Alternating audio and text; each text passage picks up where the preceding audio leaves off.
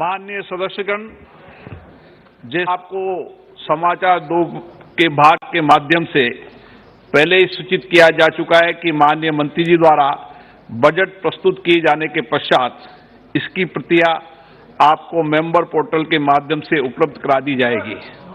आपको ये भी सूचित किया जाता है कि माननीय वित्त मंत्री जी के बजट भाषण की प्रतियां हार्ड कॉपी के रूप में उपलब्ध कराई जाएगी। अतः बजट प्रस्तुत हो जाने के पश्चात सदस्य कृपया बजट भाषण की अपनी अपनी प्रति प्रकाशन फलक से ले सकते हैं। आइटम नंबर 1, माननीय मंत्री महोदय Shrimati Nirmala Sitharaman ji.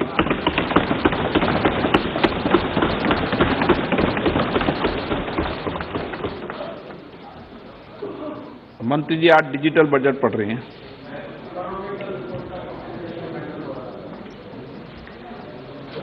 Honorable Speaker,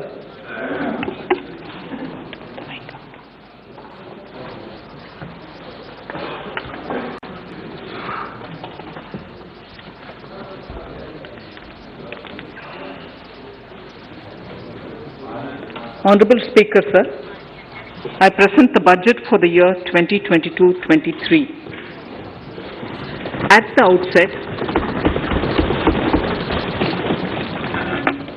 outset, sir, I want to take a moment to express my empathy for those who had to bear adverse health and economic effects of the pandemic. The overall sharp rebound and recovery of the economy is reflective of our country's strong resilience. India's economic growth in the current year is estimated to be 9.2%, highest among all large economies. I recognize we are in the midst of an Omicron wave with high incidence but milder symptoms. Further, the speed and coverage of our vaccination campaign has helped greatly. With an accelerated improvement of health infrastructure in the past 2 years, we are in a strong position to withstand challenges. I am confident that with Sabka Prayas, we will continue our journey with strong growth. Honorable Speaker, we are marking Azadi Ka Amrit Mahotsav and have entered into Amrit Kal, the 25-year-long lead up to India at 100. Honorable Prime Minister in his Independence Day address had set out the vision for India at 100. By achieving certain goals during Amrit Kal, our government aims to attain this vision. They are complementing the macroeconomic level growth focus with a microeconomic level all-inclusive welfare focus, promoting digital economy and fintech, technology-enabled development, energy transition, and climate action, and relying on virtuous cycles starting from private investment with public capital investment, helping to crowd in private investment. Since 2014, our government's focus has been on empowerment of citizens, especially the poor and the marginalized. Measures have included programs that have provided housing, electricity, cooking gas, and access to water. We also have programs for ensuring financial inclusion and direct benefit transfers. We are committed to strengthening the abilities of the poor to tap all opportunities. Our government constantly strives to provide the necessary ecosystem for the middle classes, a vast and wide section which is populated across various middle income brackets, to make use of the opportunities they so desire. This budget seeks to lay the foundation and give a blueprint to steer the economy over Amrit Kal of the next 25 years, from India at 75 to India at 100. It continues to build on the vision drawn in the budget of 21-22. Its fundamental tenets, which included transparency of financial statement and fiscal position, reflect the government's intent, strengths, and challenges. This continues to guide us. The initiatives of the last year's budget have seen significant progress and have been provided with adequate allocations in this budget as well. The strengthening of health infrastructure, speedy implementation of the vaccination program, and the nationwide resilient response to the current wave of the pandemic are evident for all. The productivity-linked incentive in 14 sectors for achieving the vision of Atmanirbhar Bharat has received excellent response, with potential to create 60 lakh new jobs and an additional production of 30 lakh crores during next 5 years. Towards implementation of the new public sector enterprise policy, the strategic transfer of ownership of Air India has been completed. The strategic partner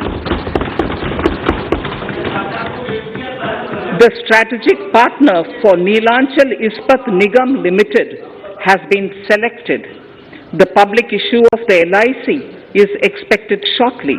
Others too are in the process for 2022-23. Please note, National Bank आपको पर्याप्त मौका, पर्याप्त अवसर मिलेगा, बेटे बेटे टिप्पणी मत कीजिए. The National Bank for Infrastructure Development and National Asset Reconstruction Company have commenced their activities. Honorable Speaker, sir, Budget 2021-22 had provided a sharp increase in provision for public investment or capital expenditure. Throughout the year, with the Honorable Prime Minister guiding the implementation, our economic recovery is continuing to benefit from the multiplier effect.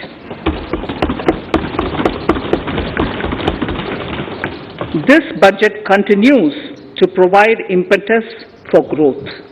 It lays a parallel track of 1. A blueprint for the Amrit Kaal, which is futuristic and inclusive. This will directly benefit our youth, women, farmers, the scheduled castes and the scheduled tribes. And number 2, big private public investment. Number 2, big public investment for modern infrastructure, readying for India at 100. This shall be guided by PM Gati Shakti and be benefited by the synergy of multimodal approach. Moving forward on this parallel track, we lay the following 4 priorities: PM Gati Shakti, inclusive development, productivity enhancement and investment, sunrise opportunities, energy transition and climate action, and 4, financing of investments.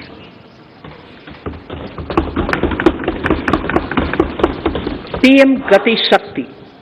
PM Gati Shakti is a transformative approach for economic growth and sustainable development. The approach is driven by 7 engines, namely roads, railways, airports, ports, mass transport, waterways, and logistics infrastructure. All 7 engines will pull forward the economy in unison. These engines are supported by the complementary roles of energy transmission, IT communication, bulk water and sewerage, and social infrastructure. Finally, the approach is powered by clean energy and Sabka Prayas. The efforts of the central government, the state governments, and the private sector together, leading to a huge job and entrepreneurial opportunities for all, especially the youth. PM Gati Shakti Master Plan, National Master Plan. The scope of PM Gati Shakti National Master Plan will encompass the 7 engines for economic transformation, seamless multimodal connectivity, and logistics efficiency. It will also include the infrastructure development by the state governments as per Gati Shakti Master Plan. The focus will be on planning, financing, including through innovative ways, use of technology, and speedier implementation. The projects pertaining to these 7 engines in the national infrastructure pipeline will be aligned with PM Gati Shakti framework. The touchstone of the master plan will be world-class modern infrastructure and logistic synergy among different modes of movement, both of people and goods, and location of projects. This will help raise the productivity and accelerate economic growth and development. Road transport. PM Gati Shakti Master Plan for expressways will be formulated in 22-23 to facilitate faster movement of people and goods. The National Highways network will be expanded by 25,000 kilometers in 2022-23. 20,000 crores of rupees will be mobilized through innovative ways of financing to complement the public resources. The data exchange among all mode operators will be brought on unified logistics designed for application programming interface. This will provide for efficient movement of goods through different modes, reducing logistics cost and time, assisting just-in-time inventory management, and in eliminating tedious documentation. Most importantly, this will provide real-time information to all stakeholders and improve international competitiveness. Open source mobility stack for organizing seamless travel of passengers will also be facilitated. Contracts for implementation of multimodal logistic parks at 4 locations through PPP mode will be awarded in 22-23. Railways will develop new products and efficient logistics services for small farmers and small and medium enterprises, besides taking the lead in integration of postal and railways network to provide seamless solutions for movement of parcels. One station, one product concept will be popularized to help local businesses and supply chains.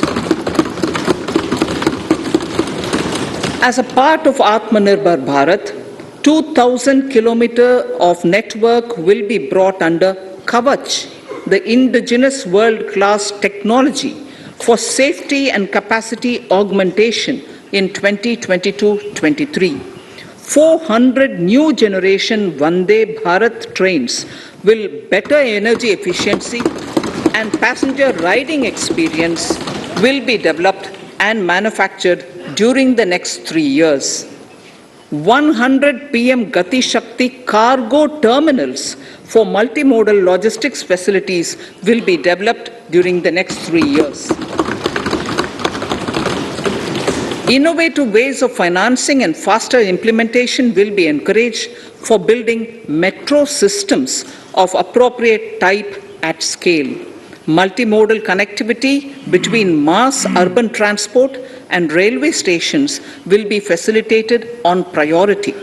Design of metro systems, including civil structures, will be reoriented and standardized for Indian conditions and needs.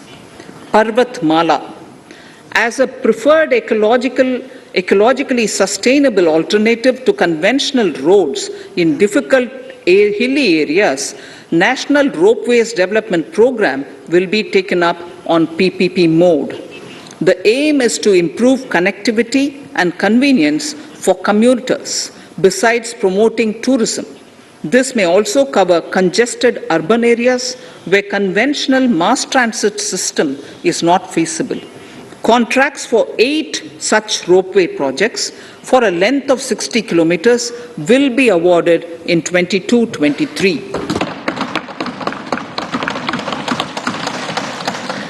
With technical support from the Capacity Building Commission, central ministries, state governments, and their infra agencies will have their skills upgraded. This will ramp up capacity in planning, design, financing, including innovative ways, and implementation management of the PM Gati Shakti infrastructure projects. Inclusive development, our second priority. Agriculture.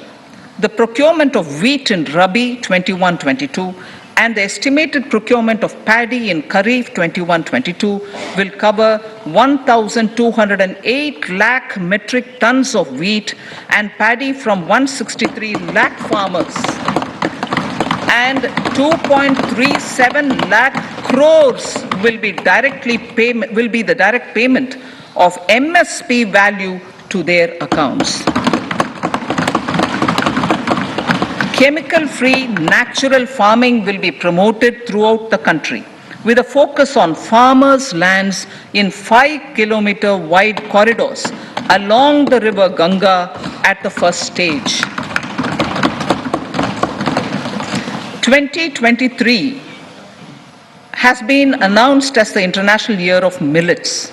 Support will be provided for post-harvest value addition, enhancing domestic consumption, and for branding millet products nationally and internationally.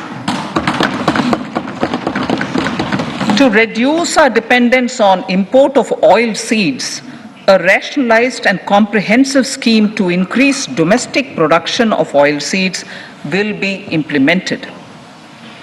For delivery of digital and high-tech services to farmers with involvement of public sector research and extension institutions, along with private agri-tech players and stakeholders of agri-value chains, a scheme in PPP mode will be launched.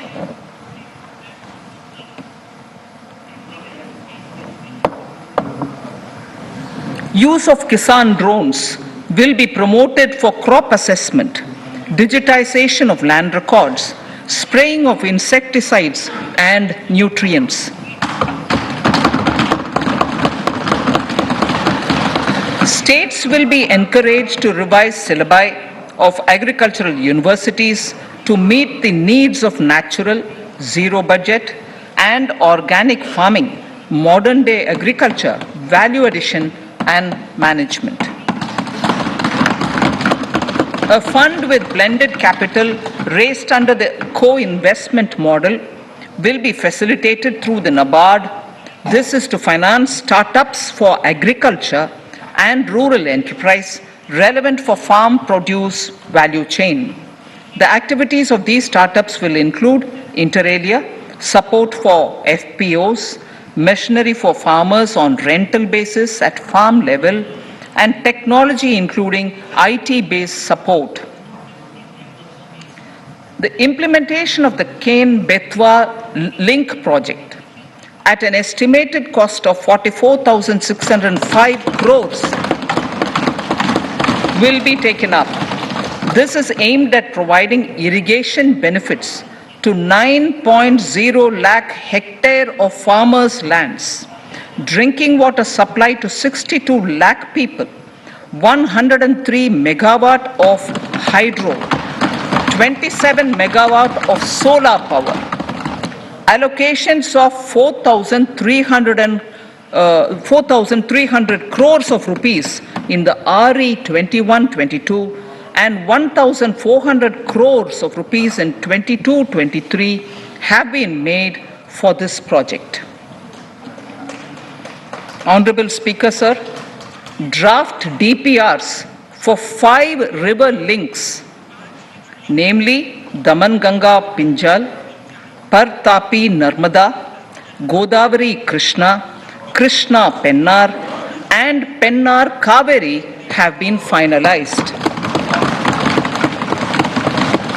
Once a consensus is reached among the beneficiary states, the Centre will provide support for their implementation.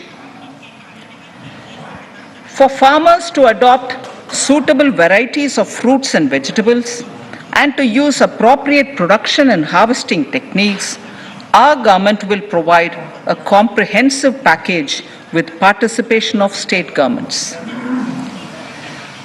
MSMEs, Udyam, eShram, NCS and ASEEM portals will be interlinked. Their scope will be widened. They will now perform as portals with live organic databases, providing G2C, B2C and B2B services. These services will relate to credit facilitation, skilling and recruitment with an aim to further formalize the economy and enhance entrepreneurial opportunities for all. Emergency Credit Line Guarantee Scheme has provided the much needed additional credit to more than 130 lakh MSMEs. This has helped them mitigate the adverse impact of the pandemic. The hospitality and related services, especially those by micro and small enterprises, are yet to regain their pre-pandemic level of business. Considering these aspects, the ECLGS will be extended up to March 2023, and its guarantee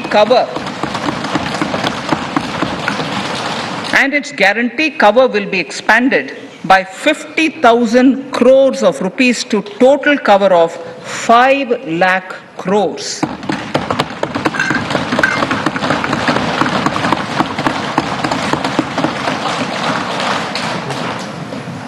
With the additional amount being earmarked exclusively for the hospitality and related sectors.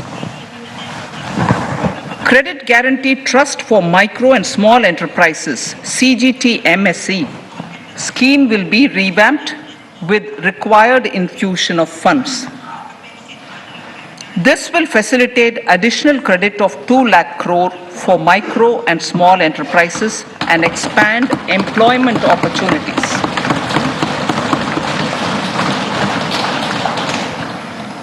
Raising and accelerating MSME performance, RAMP, program will with outlay of 6,000 crore over 5 years will be rolled out. This will help MSME sector become more resilient, competitive and efficient.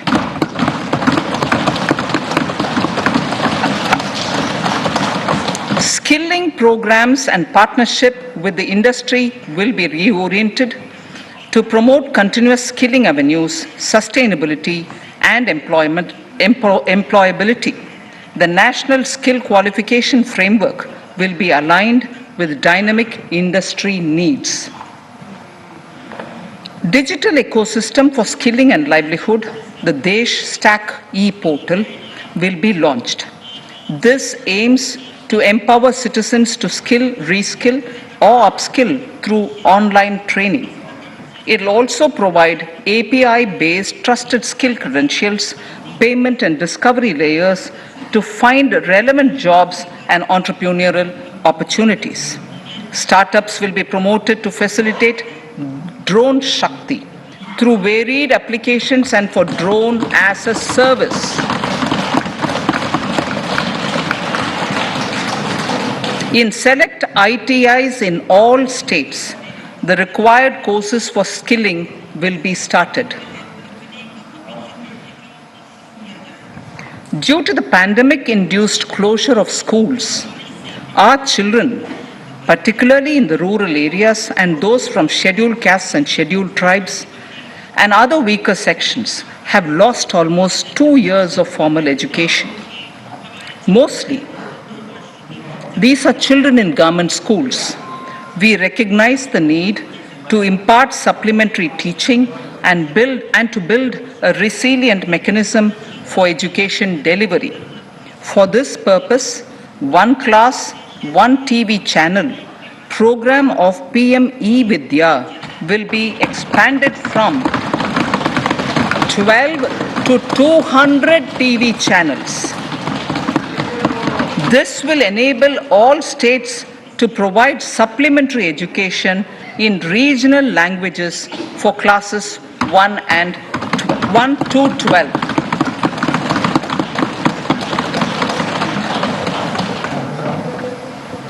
High quality e-content in all spoken languages will be developed for delivery via internet, mobile phones, TV and through radio and digital teachers. A competitive mechanism for development of quality e-content by the teachers will be set up to empower and equip them with digital tools of teaching and facilitate better learning outcomes.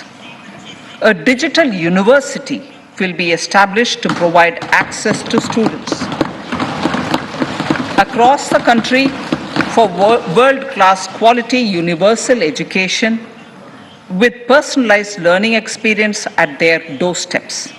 This will be made available in different Indian languages and ICT formats. The university will be built on a networked hub and spoke model, with the hub building cutting-edge ICT expertise. The best public universities and institutions in the country will collaborate as a network of hub and spoke.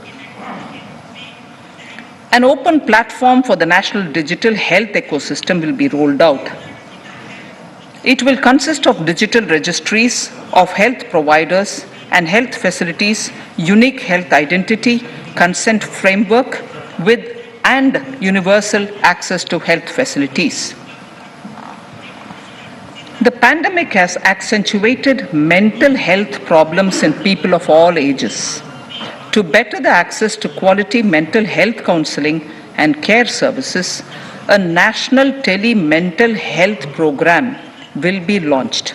This will include a network of 23 Tele mental health centers of excellence, with NIMHANS being the nodal center, and International Institute of Information Technology, Bangalore, IIIT Bangalore, providing technology support.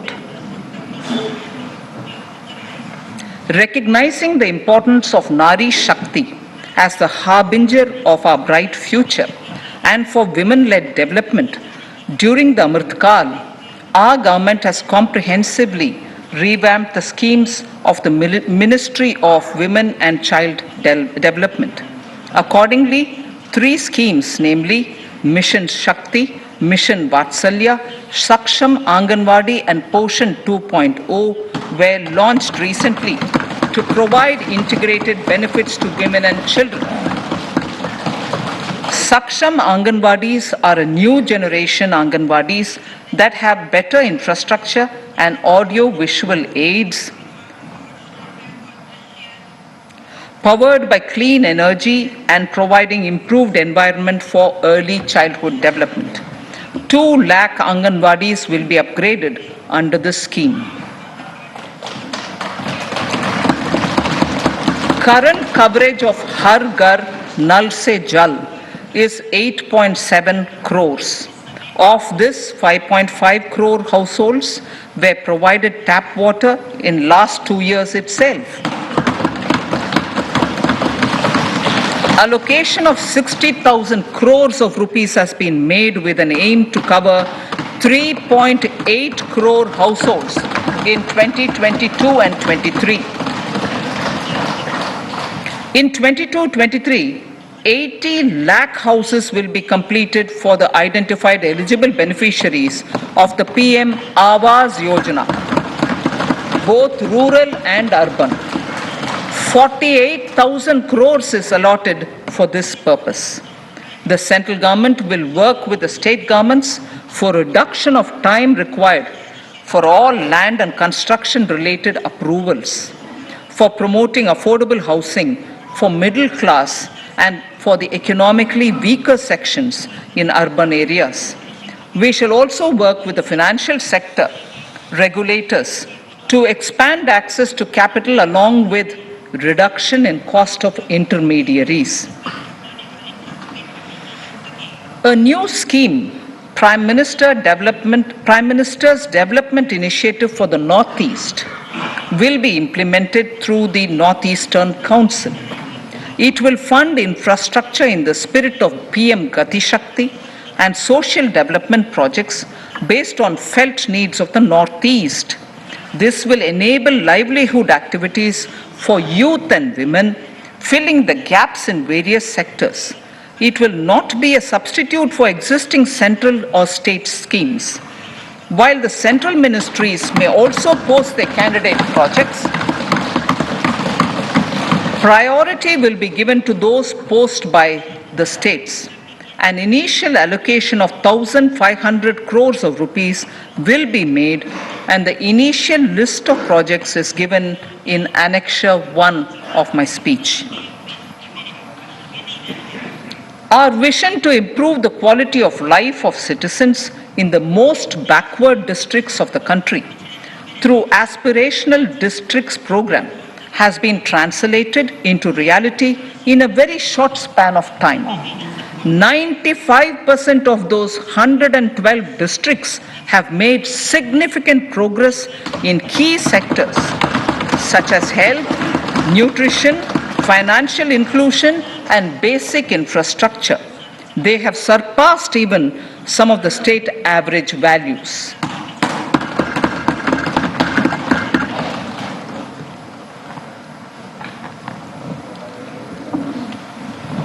However, in those districts, some blocks continue to lag.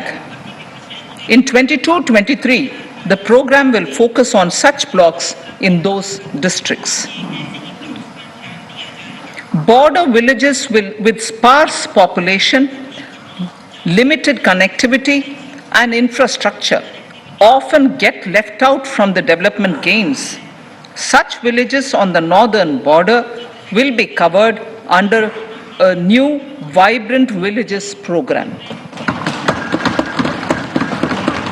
The activities will include construction of village infrastructure, housing, tourist centers, road connectivity, provisioning of decentralized renewable energy, direct-to-home access for Doordarshan and educational channels, and support for their livelihood generation.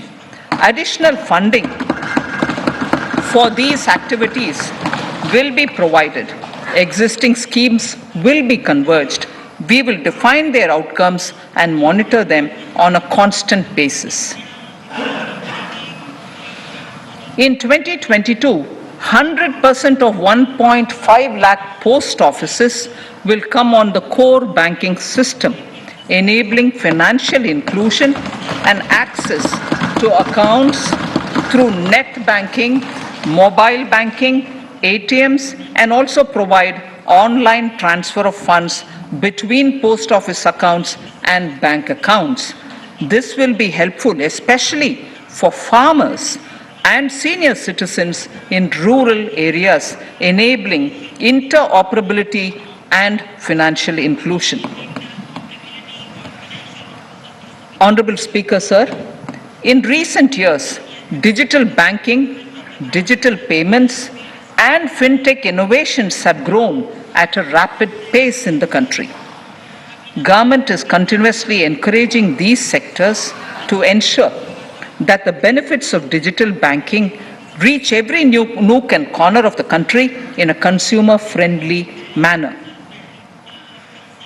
Taking forward this agenda and to mark 75 years of our independence, it is proposed to set up 75 digital banking units in 75 districts of the country by scheduled commercial banks.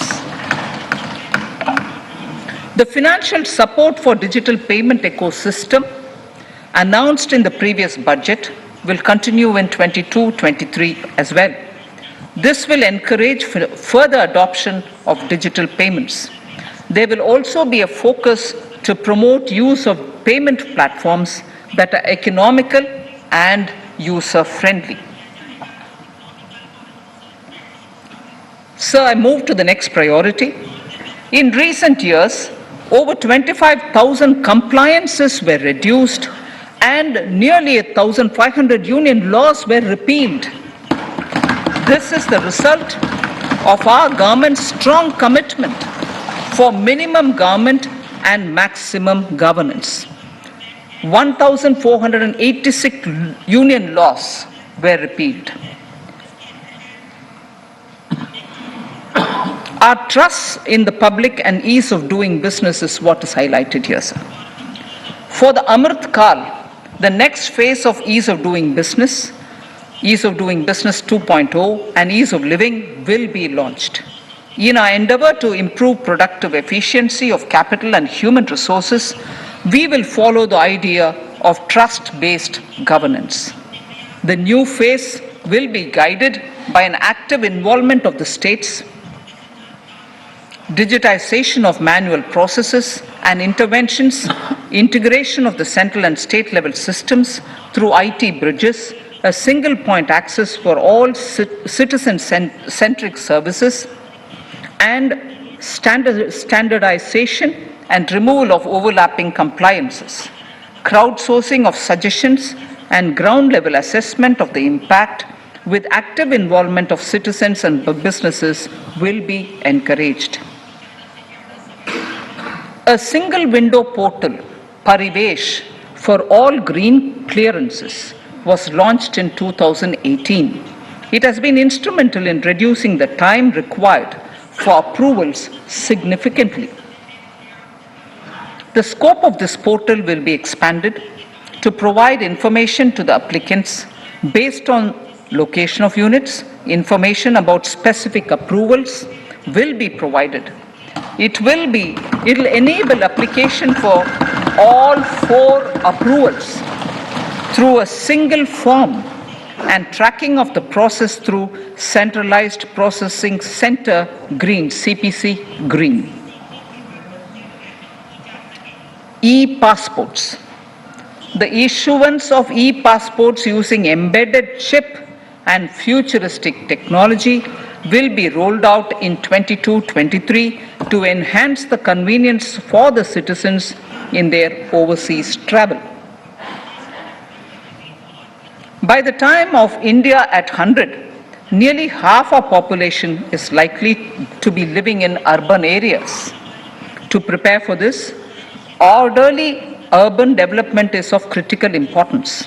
This will help realize the country's economic potential, including livelihood opportunities for the demographic dividend. For this, on the one hand, we need to nurture the megacities and their hinterlands to become current centers of economic growth. On the other, we need to facilitate Tier 2 and Tier 3 cities to take on the mantle in the future. This would require us to reimagine our cities into centers of sustainable living with opportunities for all, including women and our youth. For this to happen, urban planning cannot continue with a business as usual approach. We plan to steer a paradigm change. A high-level committee of reputed urban planners, urban economists, and institutions will be formed to make recommendations on urban sector policies, capacity building, planning, implementation, and governance.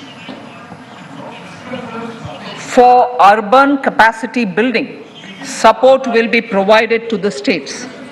Modernization of building bylaws, town planning schemes, transit-oriented development will be implemented. This will facilitate reforms for people to live and work closer to the mass transit systems. The central government's financial support for mass transit projects and Amrit scheme will be leveraged for formulation of action plans and their implementation for facilitating the TOD and TPS by the states. For developing India-specific knowledge in urban planning and design, and to deliver certified training in these areas, up to 5 existing academic institutions in different regions will be designated as centers of excellence. These centers will be provided endowment fund of 250 crore each. In addition, the AICTE will take the lead to improve syllabi, quality and access of urban planning courses in other institutions. We will promote a shift to use of public transport in urban areas. This will be complemented by clean tech and governance solutions, special mobility zones with zero fossil fuel policy and EV vehicles. Battery swapping policy. Considering the constraint of space in urban areas, for setting up charging stations at scale, a battery swapping policy will be brought out and interoperability standards will be formulated.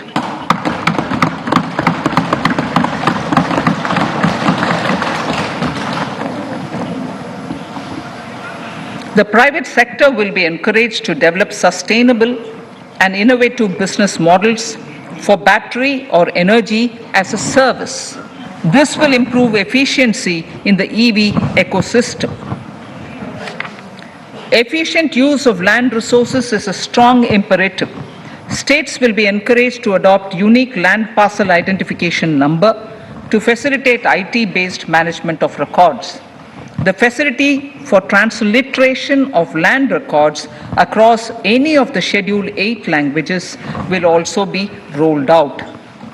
The adoption of linkage with National Generic Document Registration System (NGDRS) with the One Nation, One Registration software will be promoted as an option for uniform process of registration and anywhere registration of deeds and documents. Necessary amendments in the code IBC will be carried out to enhance the efficiency of the resolution process and facilitate cross-border insolvency resolution. Accelerated corporate exit. Several IT-based systems have been established for accelerated registration of new companies. Now the Center for Processing Accelerated Corporate Exit, CPACE, will process re-engineering, will be established to facilitate and speed up the voluntary winding up of these companies from the currently required 2 years to less than 6 months. Government procurement. Government rules have recently been modernized for the needs of Amritkal. The new rules have benefited from the inputs from various stakeholders. The modernized rules allow use of transparent quality criteria besides cost and evaluation of complex tenders. Provisions have been made for payment of 75% of running bills mandatorily within 10 days and for encouraging settlements of disputes through conciliation. As a further step to enhance transparency and to reduce delays in payments, a completely paperless, end-to-end online e-bill system will be launched for use by all central ministries for their procurements. The system will enable the suppliers and contractors to submit online their digitally signed bills and claims and track their status from anywhere. To reduce indirect cost for suppliers and work contractors, the use of surety bonds as a substitute for bank guarantee will be made acceptable in government procurements. Business such as gold imports may also find this useful. IRDAI, insurance regulator, has given the framework for issue of surety bonds by insurance companies. AVGC Promotion Task Force. The animation, visual effects, gaming, and comic, the AVGC sector, offers immense potential to employ youth. An AVGC Promotion Task Force with all stakeholders will be set up to recommend ways to realize this and build domestic capacity for serving our markets and the global demand. Telecom sector. Telecommunications in general and 5G technology in particular can enable growth and offer job opportunities. Required spectrum auctions will be conducted in 2022 to facilitate rollout of 5G mobile services within 2022-23 by private telecom providers. A scheme for design-led manufacturing will be launched to build a strong ecosystem for 5G as part of the production-linked incentive scheme. To enable affordable broadband and mobile service proliferation in rural and remote areas, 5% of annual collections under the Universal Service Obligation Fund will be allocated. This will promote R&D and commercialization of technologies and solutions. Our vision is that all villages and their residents should have the same access to e-services, communication facilities, and digital resources as urban areas and their residents. The contracts for laying optical fiber in all villages, including remote areas, will be awarded under the BharatNet project through PPP in 22 and 23. Completion is expected in 2025. Measures will be taken to enable better and more efficient use of the optical fiber. Export promotion.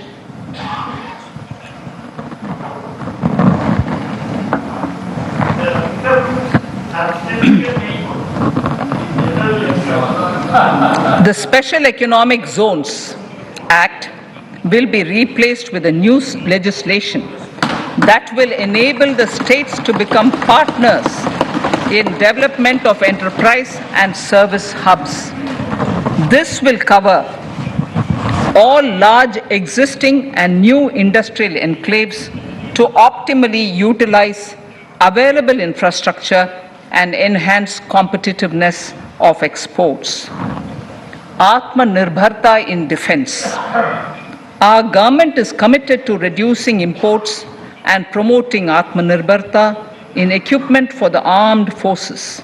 68% of the capital procurement budget will be earmarked for domestic industry in 22-23, up from 58% in 21-22. Defense R&D will be opened up for industry, startups, and academia, with 25% of defense R&D budget earmarked. Private industry will be encouraged to take up design and development of military platforms and equipment in collaboration with DRDO and other organizations through SPV model. An independent nodal umbrella body will be set up for meeting wide-ranging testing and certification requirements. Artificial intelligence, geospatial systems and drones, semiconductor and its ecosystem, space economy, genomics and pharmaceuticals, green energy and clean mobility systems have immense potential to assist sustainable development at scale and modernize the country. They provide employment opportunities for our youth and make Indian industry more efficient and competitive. Supportive policies, light touch regulations, facilitative actions to build domestic capacities and promotion of research and development will guide the government's approach. For R&D in the sunrise opportunities, in addition to efforts of collaboration among academia, industry and public institutions, government contribution will be provided. Energy transition and climate change. The risks of climate change are the strongest negative externalities that affect India and other countries. As Honorable Prime Minister said at the COP26 summit in Glasgow last November, and I quote, "What is needed today is mindful and deliberate utilization instead of mindless, destructive consumption," unquote. The low carbon development strategy, as enunciated in the Panchamrit that he announced is an important reflection of our government's strong commitment towards sustainable development. The strategy opens up huge employment opportunities and will take the country on a sustainable development path. This budget proposes several near-term and long-term actions accordingly. Solar power. To facilitate domestic manufacturing for the ambitious goal of 280 gigawatts of installed solar capacity by 2030, an additional allocation of 19,500 crores for PLI, production-linked incentive, for manufacturing of high-efficiency modules with priority to fully integrate manufacturing units from polysilicon to solar PV modules will be made. Honorable Speaker, sir, the circular economy transition is expected to help in productivity enhancement as well as creating large opportunities for new businesses and jobs. The action plans for 10 sectors such as electronic waste, end-of-life vehicles, used oil waste, toxic and hazardous industrial waste are already ready. The focus will now be on addressing important cross-cutting issues of infrastructure, reverse logistics, technology upgradation, and integration with informal sector. This will be supported by active public policies covering regulations, extended producers' responsibilities, framework, and innovation facilities. 5 to 7% biomass pellets will be co-fired in thermal power plants, resulting in carbon dioxide savings of 38 MMT annually. This will also provide extra income to farmers and job opportunities to locals and help avoid stubble burning in agricultural fields. Saving energy is an important aspect of the energy management. Hence, energy efficiency and savings measures will be promoted. This will be done in large commercial buildings through the energy service company business model. It will facilitate capacity building and awareness for energy audits, performance contracts, and common measurement of and verification protocol. 4 pilot projects for coal gasification and conversion of coal into chemicals required for the industry will be set up to evolve technical and financial viability. The policies and required legislative changes to promote agroforestry and private forestry will be brought in. In addition, financial support will be provided to farmers belonging to scheduled castes and scheduled tribes who want to take up agroforestry. Honorable Speaker, I now move to the 4th priority, financing of investments. Capital investment holds the key to speedy and sustainable economic revival and consolidation through its multiplier effect. Capital investment also helps in creating employment opportunities, induced enhanced demand for manufactured input from large industries and MSMEs, services from professionals, and help farmers through better agri-infrastructure. The economy has shown strong resilience to come out of the effects of the pandemic with high growth. However, we need to sustain that level to make up for the setback of 2020-2021. As outlined in para 5 earlier, the virtuous cycle of investment requires public investment to crowd in private investment. At this stage, private investments seem to require that support to rise to their potential and to the needs of the economy. Public investment must continue to take the lead and pump prime the private investment and demand in 2022-23. Considering the above imperative, the outlay for capital expenditure in the union budget is once again being stepped up sharply by 35.4% from 5.54 lakh crore in the current year to 7.50 lakh crores in 22-23. This has increased to more than 2.2 times the expenditure of 2019-20.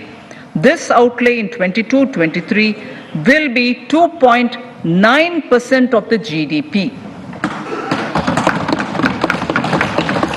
Effective capital expenditure.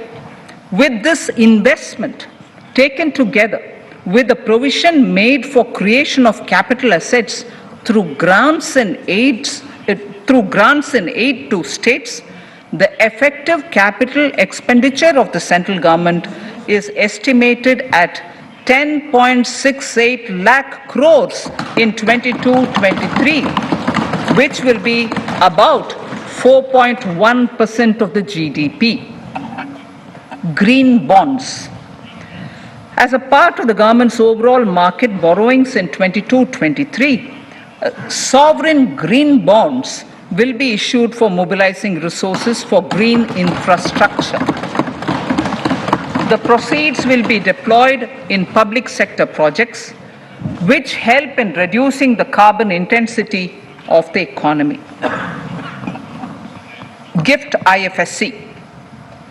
World-class foreign universities and institutions will be allowed in the gift city to offer courses in the financial management, fintech, science, technology, engineering, and mathematics free from domestic regulations except those by the IFSCA to facilitate availability of high-end human resources for financial services and technology.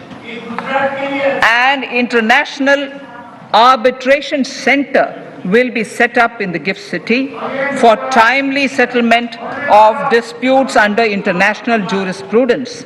Services for global capital for sustainable and climate finance in the country will be facilitated in the gift city. Infrastructure status.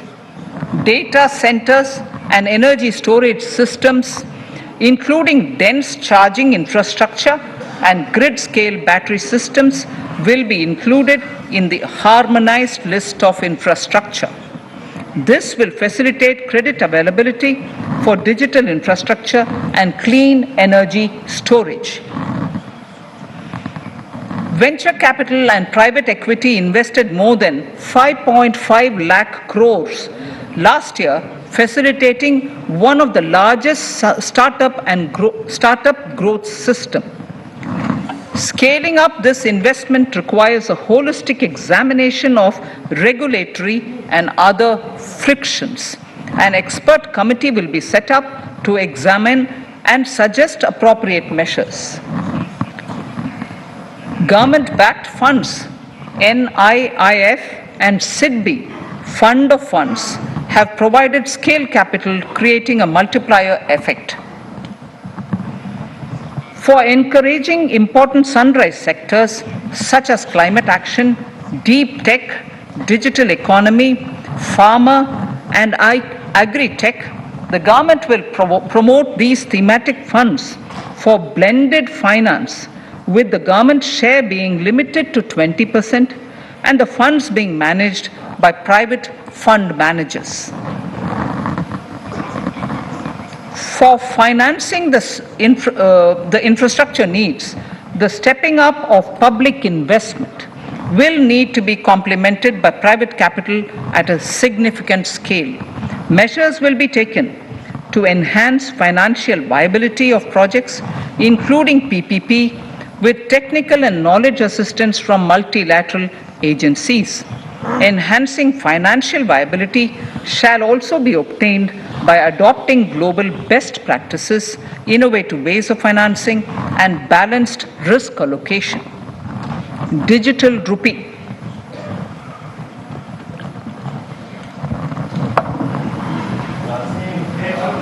Introduction of a central bank digital currency will give a big boost to digital economy. Digital currency will also lead to a more efficient and cheaper currency management system. It is therefore proposed to introduce digital rupee using blockchain and other technologies to be issued by the Reserve Bank of India starting 2022 and 23. Financial assistance to states for capital investment. Reflecting the true spirit of cooperative federalism, the central government is committed to bolstering the hands of the states in enhancing their capital investment towards creating productive assets and generating remunerative employment. The scheme for financial assistance to states for capital investment has been extremely well received by the states. In deference to the requests received during my meeting with the chief ministers and state finance ministers, the outlay for this scheme is being enhanced from 10,000 crores in the budget estimates to 15,000 crores in the revised estimates for the current year.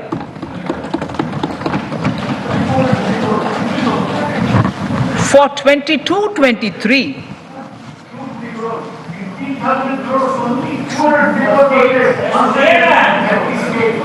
I'll repeat that sentence for the benefit of many of our honorable members. In deference to the requests received during my meeting with chief ministers and state finance ministers, the outlay for this scheme is being enhanced from 10,000 crores in the BE to 15,000 crores, 15,000 crores in the RE of the current year. For 22-23, the allocation is 1 lakh crores to assist the states in catalyzing the overall investments in the economy. These 50-year interest-free loans are over and above the normal borrowings allowed to the states, are over and above the normal borrowings to the states. This allocation will be used for PM Gati Shakti related and other productive capital investments of the states. It will also include components for supplemental funding for priority segments of PM Gram Sadak Yojana, including support for the state share, digitization of the economy, including digital payments and completion of OFC network, and reforms related to building bylaws, town planning schemes, transit-oriented development, and transferable development rights. In 22-23, in accordance with the recommendations of the 15th Finance Commission, the states will be allowed a fiscal deficit of 4% of the GSDP, of which 0.5% will be tied to power sector reforms, for which the conditions have already been communicated in 21-22. Fiscal management. As against a total expenditure of 34.83 lakh crores of rupees projected in the BE 21-22, the revised estimate is 37.70 lakh crores. The revised estimate of capital expenditure is 6.3 lakh crores of rupees. This includes an amount of 51,971 crores towards settlement of outstanding guaranteed liabilities of Air India and its other sundry commitments.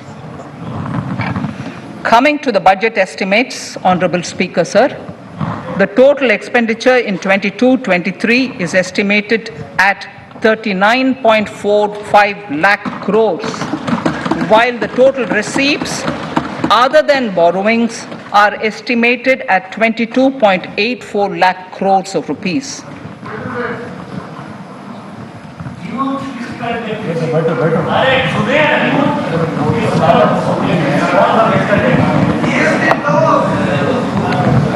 The revised fiscal deficit, Honorable Speaker, in the current year is estimated at 6.9% of the GDP, as against 6.8% projected in the budget estimates.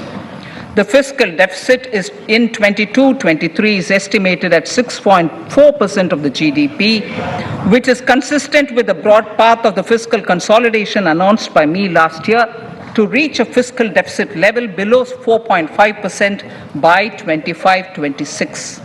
While setting the fiscal deficit level in 22-23, I am conscious of the need to nurture growth through public investment to become stronger and sustainable.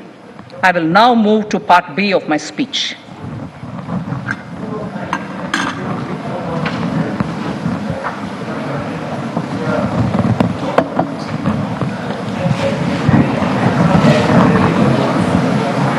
Direct tax.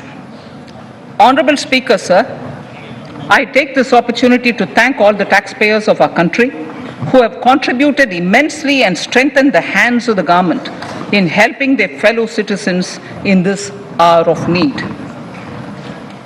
So I have brought in a little verse from the Mahabharata. I won't spend more time reading because I would like the speech to get enough time. However, the substance of it is the king must make arrangements for yoga kshema, which is the welfare of the populace, by way of abandoning any laxity and by governing the state in line with dharma, along with collecting taxes which are in consonance with dharma.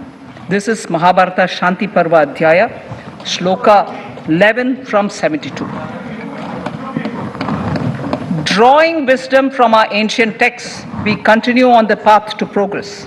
The proposals in this budget, while continuing with our declared policy of stable and predictable tax regime, intend to bring more reforms that will take ahead our vision to establish a trustworthy tax regime.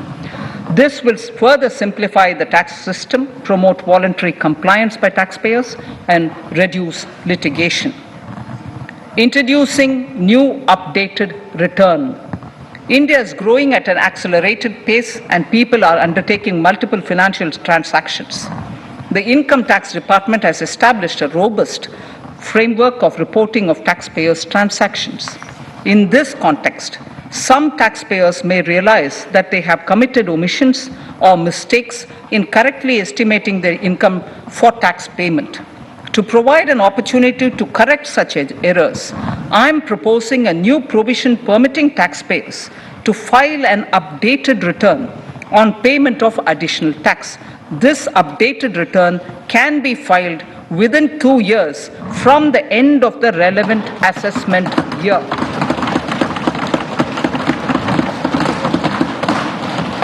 Honorable Speaker, sir, presently, if the department finds out that some income has been missed out by an assessee, it goes through a lengthy process of adjudication. Instead, with this proposal now, there will be a trust repost in the taxpayers that will enable the assessee herself to declare the income that she may have missed out earlier while filing her return. Full details of the proposal are given in the finance bill. It is an affirmative step in the direction of voluntary compliance.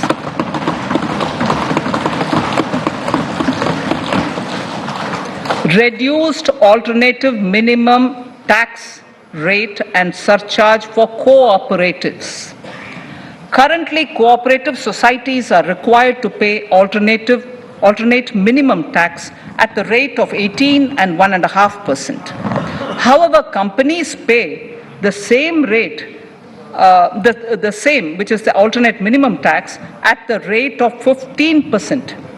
To provide a level playing field between cooperative societies and companies, I propose to reduce this rate for the cooperative societies also to 15%. Honorable Speaker, sir, I also propose to reduce the surcharge on cooperative societies from the present 12% to 7% for those having total income of more than 1 crore and up to 10 crores. This would help in enhancing income of cooperative societies and its members who are mostly from the rural and from farming communities. tax relief to persons with disability. The parent or guardian of a differently abled person can take an insurance scheme for such person. The present law provides for deduction to the parent or guardian only if the lump sum payment or annuity is available to the differently abled person on the death of the subscriber, that is the parent or the guardian.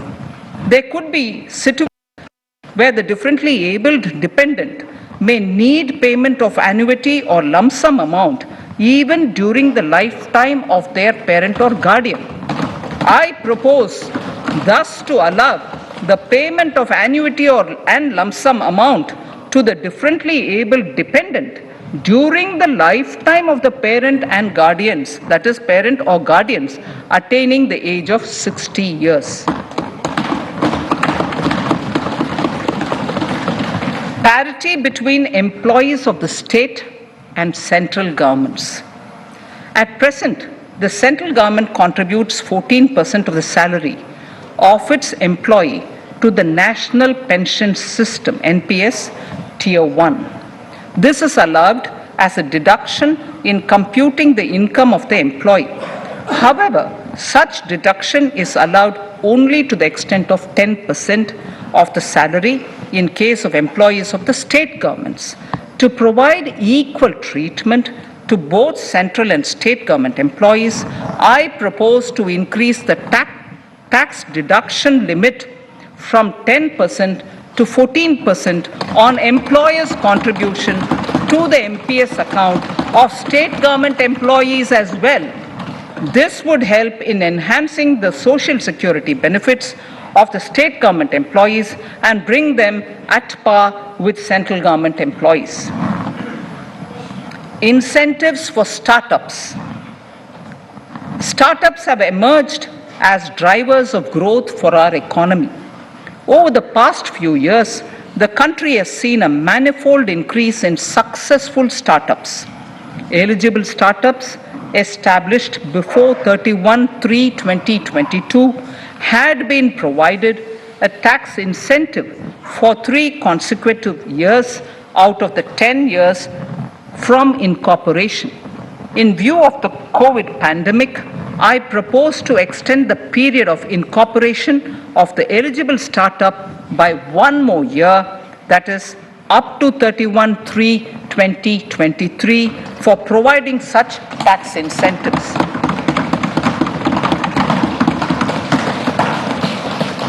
Incentives for newly incorporated manufacturing entities under concessional tax regime. In an effort to establish a global competitive business environment for certain domestic companies, a concessional tax regime of 15% was introduced by our government for newly incorporated domestic manufacturing companies.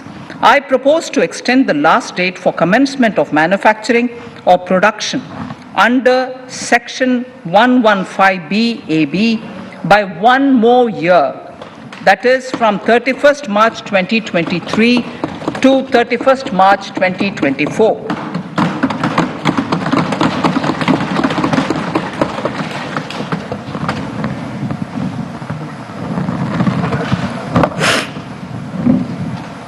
Scheme for taxation of virtual digital assets. There has been a phenomenal increase in transaction in virtual digital assets.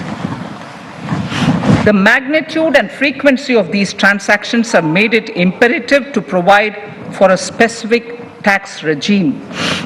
Accordingly, for the taxation of virtual digital assets, I propose to provide that any income from transfer of any virtual digital asset shall be taxed at the rate of 30%, 30%.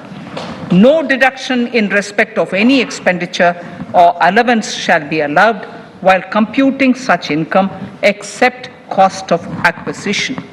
Further, loss from transfer of virtual digital asset cannot be set off against any other income. Further, in order to capture the transaction details, I also propose to provide for TDS on payment made in relation to transfer of virtual digital asset at the rate of 1% of such consideration above a monetary threshold. Gift of virtual digital asset is also proposed to be taxed in the hands of the recipient.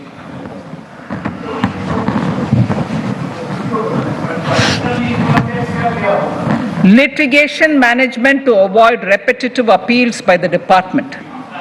It has been observed that a lot of time and resources are consumed in filing of appeals which involve identical issues. Taking forward our policy of sound litigation management, I propose to provide that if a question of law in the case of an assessee is identical to a question of law which is pending in the appeal before a jurisdictional high court or Supreme Court, in any case, the filing of further appeal in the case of this assessee by the department shall be deferred till such a question of law is decided by the jurisdictional high court or the Supreme Court. This will greatly help in reducing the repeated litigation between taxpayer and the department. Taking forward our efforts to further promote the IFSC, I hereby propose to provide that income of a non-resident from offshore derivative instruments or over-the-counter derivatives issued by an offshore banking unit, income from royalty and interest on account of lease of ship, and income received from portfolio management services in IFSC shall be exempt from tax subject to specified conditions. Rationalization of surcharge. In the globalized business world, there are several work contracts whose terms and conditions mandatorily require formation of a consortium. The members in the consortium are generally companies. In such cases, the income of these AOPs has to suffer a graded surcharge up to 37%, which is a lot more than surcharge on the individual companies. Accordingly, I propose to cap the surcharge of these AOPs at 15%. Further, the long-term capital gains on listed equity shares, units, etc., are liable to maximum surcharge of 15%, while other long-term capital gains are subjected to a graded surcharge which goes up to 37%. I propose to cap the surcharge on long-term capital gains arising on transfer of any type of assets at 15%. This step will give a boost to startup community, and along with my proposal on the extended tax benefits to manufacturing companies and startups, reaffirms our commitment to Atmanirbhar Bharat. Clarification in relation to health and education cess as business expenditure. The income tax is not an allowable expenditure for computation of business income. This includes tax as well as surcharges. The health and education cess is imposed as an additional surcharge on the taxpayer for funding specific government welfare programs. However, some courts have allowed health and education cess as business expenditure, which is against the legislative intent. To reiterate the legislative intent, I propose to clarify that any surcharge or cess on income and profits is not allowable as business expenditure. Deterrence against tax evasion. Honorable Speaker, sir, presently there is ambiguity regarding set-off of brought forward loss against undisclosed income detected in such operations. It has been observed that in many cases where undisclosed income or suppression of sales, etc., is detected, payment of tax is avoided by setting off of losses. In order to bring certainty and to increase deterrence among tax evaders, I propose to provide that no set-off of any loss shall be allowed against undisclosed income detected during search and survey operations.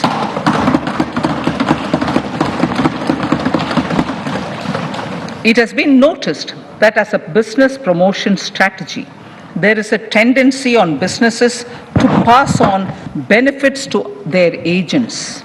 Such benefits are taxable in the hands of the agents.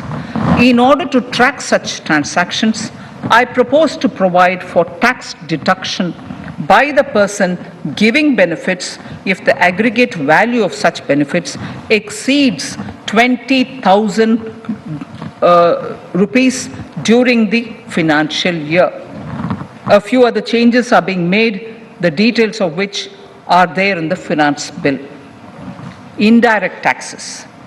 So remarkable progress in GST. GST has been a landmark reform of independent India, showcasing the spirit of cooperative federalism. While aspirations were high, there were huge challenges too. These challenges were overcome deftly and painstakingly under the guidance and the oversight of the GST Council. We can now take pride in a fully IT-driven and progressive GST regime that has fulfilled the cherished dream of India as one market, one tax. There are still some challenges remaining, and we aspire to meet them in the coming year. The right balance between facilitation and enforcement has engendered significantly better compliance, and enforcement has engendered better compliance. GST revenues are buoyant despite the pandemic.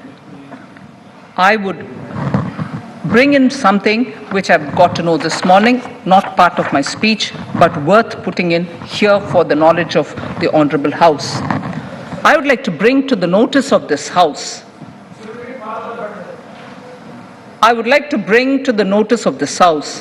that the gross GST collections for the month of January 22 are rupees 1,40,986 crores, which is the highest since the inception of GST.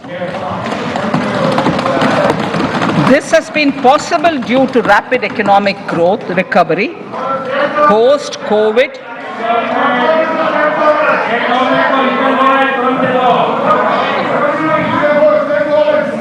This has been possible due to the rapid economic recovery post-COVID, as well as various policy and administration undertaken by central and state tax administrations.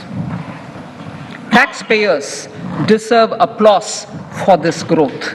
Not only did they adapt to the changes, but enthusiastically contributed to the cost of paying taxes. Special economic zones. In part A of my speech, I have referred to the proposed reforms in SEZs. Alongside, we will also undertake reforms in customs administration of SEZs, and it shall henceforth be fully IT-driven and function on the customs national portal with a focus on higher facilitation and with only risk-based checks. This will ease doing business by SEZ units considerably. This reform shall be implemented by 30th September 2022. Customs reforms and duty rate changes. Customs administration has reinvented itself over the years through liberalized procedures and infusion of technology. Faceless customs has been fully established. During COVID-19 pandemic, customs formation have done exceptional frontline work against all odds, displaying agility and purpose. Customs reforms have played a very vital role in domestic capacity creation, providing level playing field to our MSMEs, easing the raw material supply side constraints, enhancing ease of doing business, and being an enabler to other policy initiatives such as PLI and phased manufacturing plans. My proposal on customs side are aligned to these objectives. Project imports and capital goods. National Capital Goods Policy 2016 aims at doubling the production of capital goods by 2025. This would create an employment opportunities and result in increased economic activity. However, several duty exemptions, even extending to over 3 decades in some cases, have been granted to capital goods for various sectors like power, fertilizer, textiles, leather footwear, food processing, and fertilizers. These exemptions have hindered the growth of the domestic capital goods sector. Similarly, project import duty concessions have also deprived the local producers of a level playing field in areas like coal mining projects, power generation, transmission or distribution projects, railway and metro projects. Our experience suggests that reasonable tariffs are conducive to the growth of domestic industry and make in India without significantly impacting the cost of essential imports.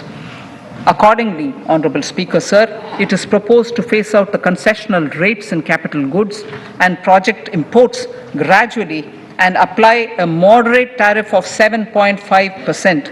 Certain exemptions for advanced machineries that are not manufactured within the country shall continue. A few exemptions are being introduced on inputs like specialized castings, ball screw, and linear motion guide to encourage domestic manufacturing of capital goods. In the last 2 budgets, we have rationalized several customs exemptions. We have once again carried out an extensive consultation, including by crowdsourcing. As a result of these consultations, more than 350 exemption entries are proposed to be gradually phased out. These include exemptions on certain agricultural produce,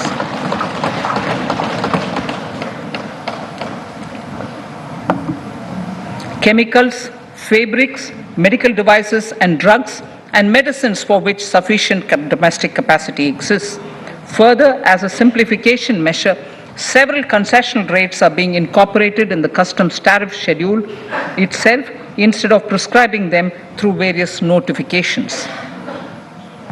This comprehensive review will simplify the customs rate and tariff structure, particularly for sectors like chemicals, textiles, and metals, and minimize disputes.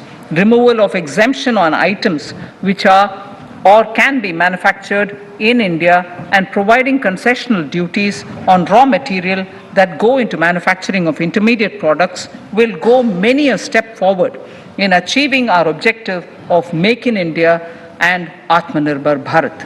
I shall now take up specific sector-specific proposals. Electronics. Electronic manufacturing has been growing rapidly. Customs duty rates are being calibrated to provide a graded rate structure to facilitate domestic manufacturing of wearable devices, hearable devices, and electronic smart meters. Duty concessions are being given to parts of transformer of mobile phone chargers and camera lens of mobile camera module and certain other such items. This will enable domestic manufacturing of high-growth electronic items. Gems and jewelry. To give a boost to the gems and jewelry sector, customs duty on cut and polished diamonds and gemstones is being reduced to 5%. Simply sawn diamond would attract nil customs duty. To facilitate export of jewelry through e-commerce, a simplified regulatory framework shall be implemented by June this year. To disincentivize import of undervalued imitation jewelry, the customs duty on imitation jewelry is being prescribed in a manner that a duty of at least 400 rupees per kg is paid on its import. Chemicals. Customs duty on certain critical chemicals, namely methanol, acetic acid, and heavy feedstocks for petroleum refining are being reduced, while duty is being raised on sodium cyanide, for which adequate capacity in the domestic arena exists. These changes will help in enhancing domestic value addition. MSMEs. Duty on umbrellas is being raised to 20%. Exemption to parts of umbrellas is being withdrawn. Exemption is also being rationalized on implements and tools for agricultural sector which are manufactured in India. customs duty exemption given to steel scrap last year is being extended for another year to provide relief to MSME secondary steel producers.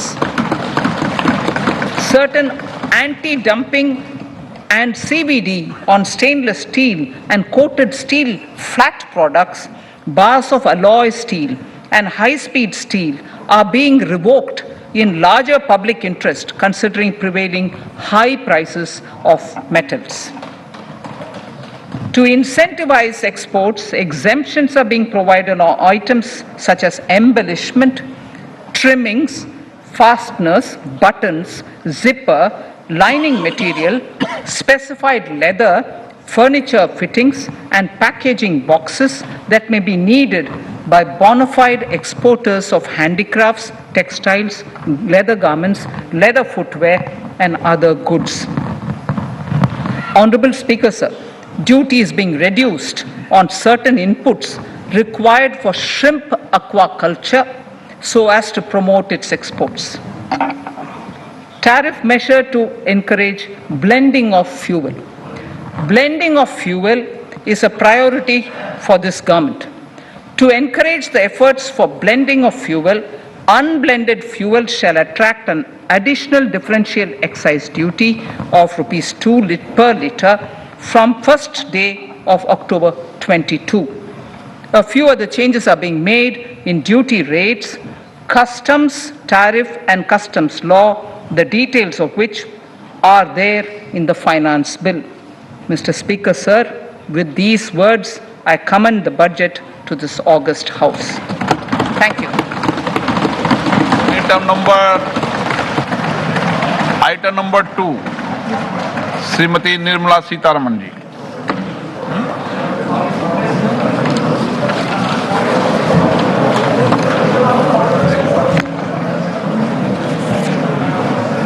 Sir, with your permission, I rise to lay on the table the following statements under Section 3(1) of the Fiscal Responsibility and Budget Management FRBM Act 2003. Medium-term fiscal policy cum fiscal policy strategy statement and macroeconomic framework statement. Item number 3, Vitt Videk 2020, Nirmala Sitharaman ji.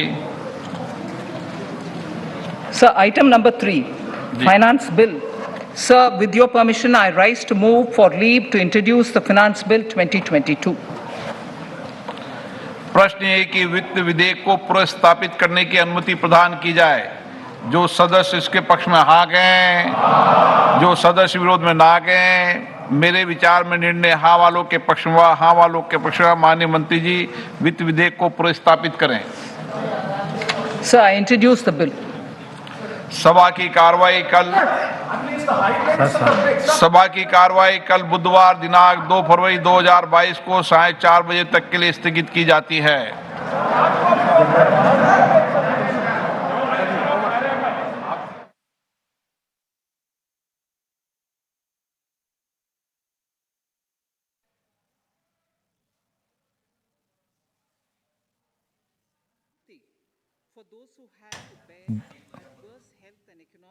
ധനമന്ത്രി നിർമ്മല സീതാരാമൻ തന്റെ 4ാമത്തെ budget അവതരിപ്പിക്കുന്നു. അതിന്റെ തത്സമയ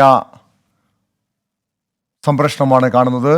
400 പുതിയ Vande Bharat train സർവീസുകൾ ആരംഭിക്കുമെന്ന് Nirmala Sitharaman അറിയിച്ചിരിക്കുന്നു. 25,000 kilometre ദേശീയപാത വികസനത്തിനും അംഗീകാരം നൽകിയിരിക്കുന്നു.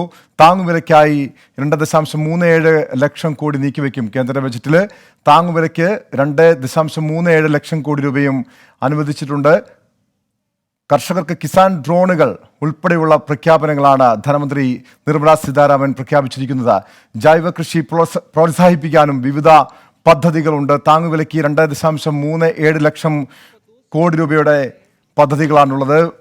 ആർ രാധാകൃഷ്ണൻ ചേർന്ന് വിശദാംശങ്ങളുമായി. ആർക്കെ, ധനമന്ത്രി നിർമ്മല സീതാരാമൻ തന്റെ 4ാമത്തെ ബജറ്റിൽ അവതരിപ്പിച്ചിരിക്കുന്ന ഏറ്റവും ശ്രദ്ധേയമായിട്ടുള്ള പ്രഖ്യാപനങ്ങൾ എന്തൊക്കെയാണ്?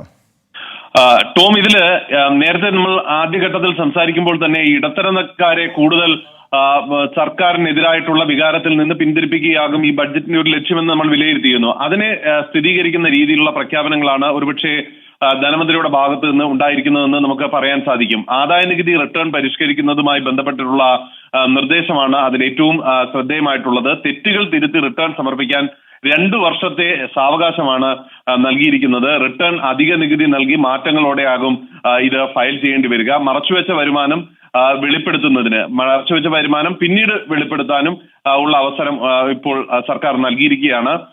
ഏറ്റവും ശ്രദ്ധേയമായിട്ടുള്ള ഒരു നമ്മൾ ഈ സ്വകാര്യവൽക്കരണവുമായി ബന്ധപ്പെട്ട കാര്യങ്ങൾ ചർച്ച ചെയ്യുന്ന ഘട്ടത്തിൽ LICയുടെ സ്വകാര്യവൽക്കരണം, ഇപ്പോൾ എയർ ഇന്ത്യക്ക് പിന്നാലെ LICയും ഉടൻ സ്വകാര്യവൽക്കരിക്കുമെന്നാണ് ധനമന്ത്രി പ്രഖ്യാപിച്ചിരിക്കുന്നത്. ദൂരവ്യാപകമായിട്ടുള്ള പ്രത്യാഘാതങ്ങൾ ഉണ്ടാക്കുന്ന ഒരു പ്രഖ്യാപനം എന്ന രീതിയിൽ തന്നെ നമുക്ക് ഇതിനെ വിലയിരുത്താൻ സാധിക്കും. ഈ 5G ഇന്റർനെറ്റ്, അതാണ് മറ്റൊരു പ്രധാനപ്പെട്ട പ്രഖ്യാപനം. 5G ഇന്റർനെറ്റ് ഈ വർഷം തന്നെ വരും എന്നുള്ളതാണ് ധനമന്ത്രി പ്രഖ്യാപിച്ചിരിക്കുന്നത്. ഇതിനായിട്ട് 5G സ്പെക്ട്രം ലേലം ആരംഭിക്കാനായിട്ടുള്ള തീരുമാനവും ധനമന്ത്രി പ്രഖ്യാപിച്ചിരിക്കുന്നു. സ്വകാര്യ കമ്പനികൾക്ക് 5G ലൈസൻസ് നൽകാനാണ് ഇപ്പോൾ തീരുമാനിച്ചിരിക്കുന്നത്. ഗ്രാമങ്ങളിൽ ഒപ്റ്റിക്കൽ ഫൈബർ ശൃംഖല സ്ഥാപിക്കും എന്ന പ്രഖ്യാപനത്തെയും നമുക്ക് വളരെ പ്രധാനപ്പെട്ടത് എന്ന് വിലയിരുത്താം. ചിപ്പ് ഘടിപ്പിച്ച ഈ പാസ്പോർട്ടുകൾ വിതരണം ചെയ്യുമെന്ന പ്രഖ്യാപനം കൂടി ധനമന്ത്രിയുടെ ഭാഗത്ത് നിന്ന് വന്നിരിക്കുന്നു. ഒപ്പം PM ഗതിശക്തി പദ്ധതിക്ക് സമഗ്രമായിട്ടുള്ള മാസ്റ്റർ പ്ലാൻ തയ്യാറാക്കും എന്നാണ് ധനമന്ത്രി പറഞ്ഞിരിക്കുന്നത്. 2022-23 25,000 കിലോമീറ്റർ എക്സ്പ്രസ് ഹൈവേകൾ നിർമ്മിക്കുമെന്നും ധനമന്ത്രിയുടെ ബഡ്ജറ്റ് പ്രസംഗം പറയുന്നുണ്ട്. ചെറുകിട വ്യവസായങ്ങൾക്ക് പിന്തുണ എമർജൻസി ക്രെഡിറ്റ് ലൈൻ ഗ്യാരണ്ടി പദ്ധതി, ഈ പദ്ധതി അതിന്റെ കാലാവധി 2023 വരെ നീട്ടി.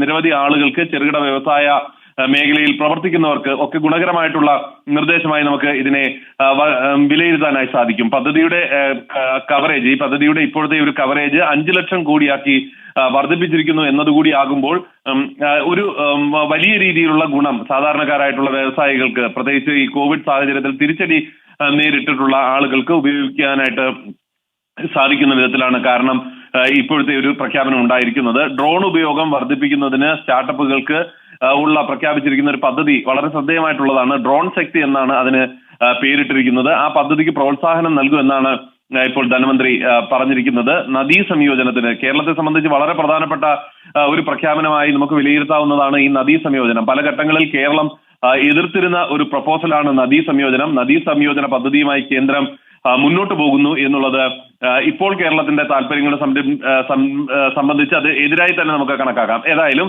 നദീ സംയോജനത്തിന് കരട് പദ്ധതി രേഖ തയ്യാറാക്കാൻ ഉള്ള പ്രഖ്യാപനം ധനമന്ത്രി നടത്തിയിരിക്കുന്നു. ജൽജീവൻ മിഷന് ഏതാണ്ട് 60,000 കോടി കൂടിയാണ് ഇതിന്റെ ഭാഗമായിട്ട് അനുവദിച്ചിട്ടുള്ളത്. 5 നദീ സംയോജന പദ്ധതികളായിരിക്കും ഈ ആദ്യഘട്ടത്തിലേക്ക് നടപ്പാക്കുക. 2 ലക്ഷം അംഗൻവാടികൾ നവീകരിക്കാനുള്ള പ്രഖ്യാപനം ധനമന്ത്രിയുടെ ഭാഗത്തു നിന്നുണ്ടായി. ഈ ഓഡിയോ വിഷ്വൽ പഠന രീതികൾ കൊണ്ടുവരും എന്നുള്ളത് ഡിജിറ്റൽ പഠന രീതി പ്രോത്സാഹിപ്പിക്കുന്നതുമായി ബന്ധപ്പെട്ട പ്രഖ്യാപനത്തിൽ ഏറെ പ്രധാനപ്പെട്ടതാണ്. നഗരഗതാഗതത്തിന് പ്രത്യേക പദ്ധതി എന്നത് ഒരു ശ്രദ്ധേയമായിട്ടുള്ള പ്രഖ്യാപനമായി നമുക്ക് കണക്കാക്കാം. വൈദ്യുത വാഹനങ്ങൾ ഉൾക്കൊള്ളിച്ചുകൊണ്ട് ഉള്ള പ്രത്യേക സോൺ, പൊതുഗതാഗത സോണുകൾ, അതും അതിന്റെ ഒരു പ്രഖ്യാപനവും ധനമന്ത്രി നടത്തിയിരിക്കുന്നു.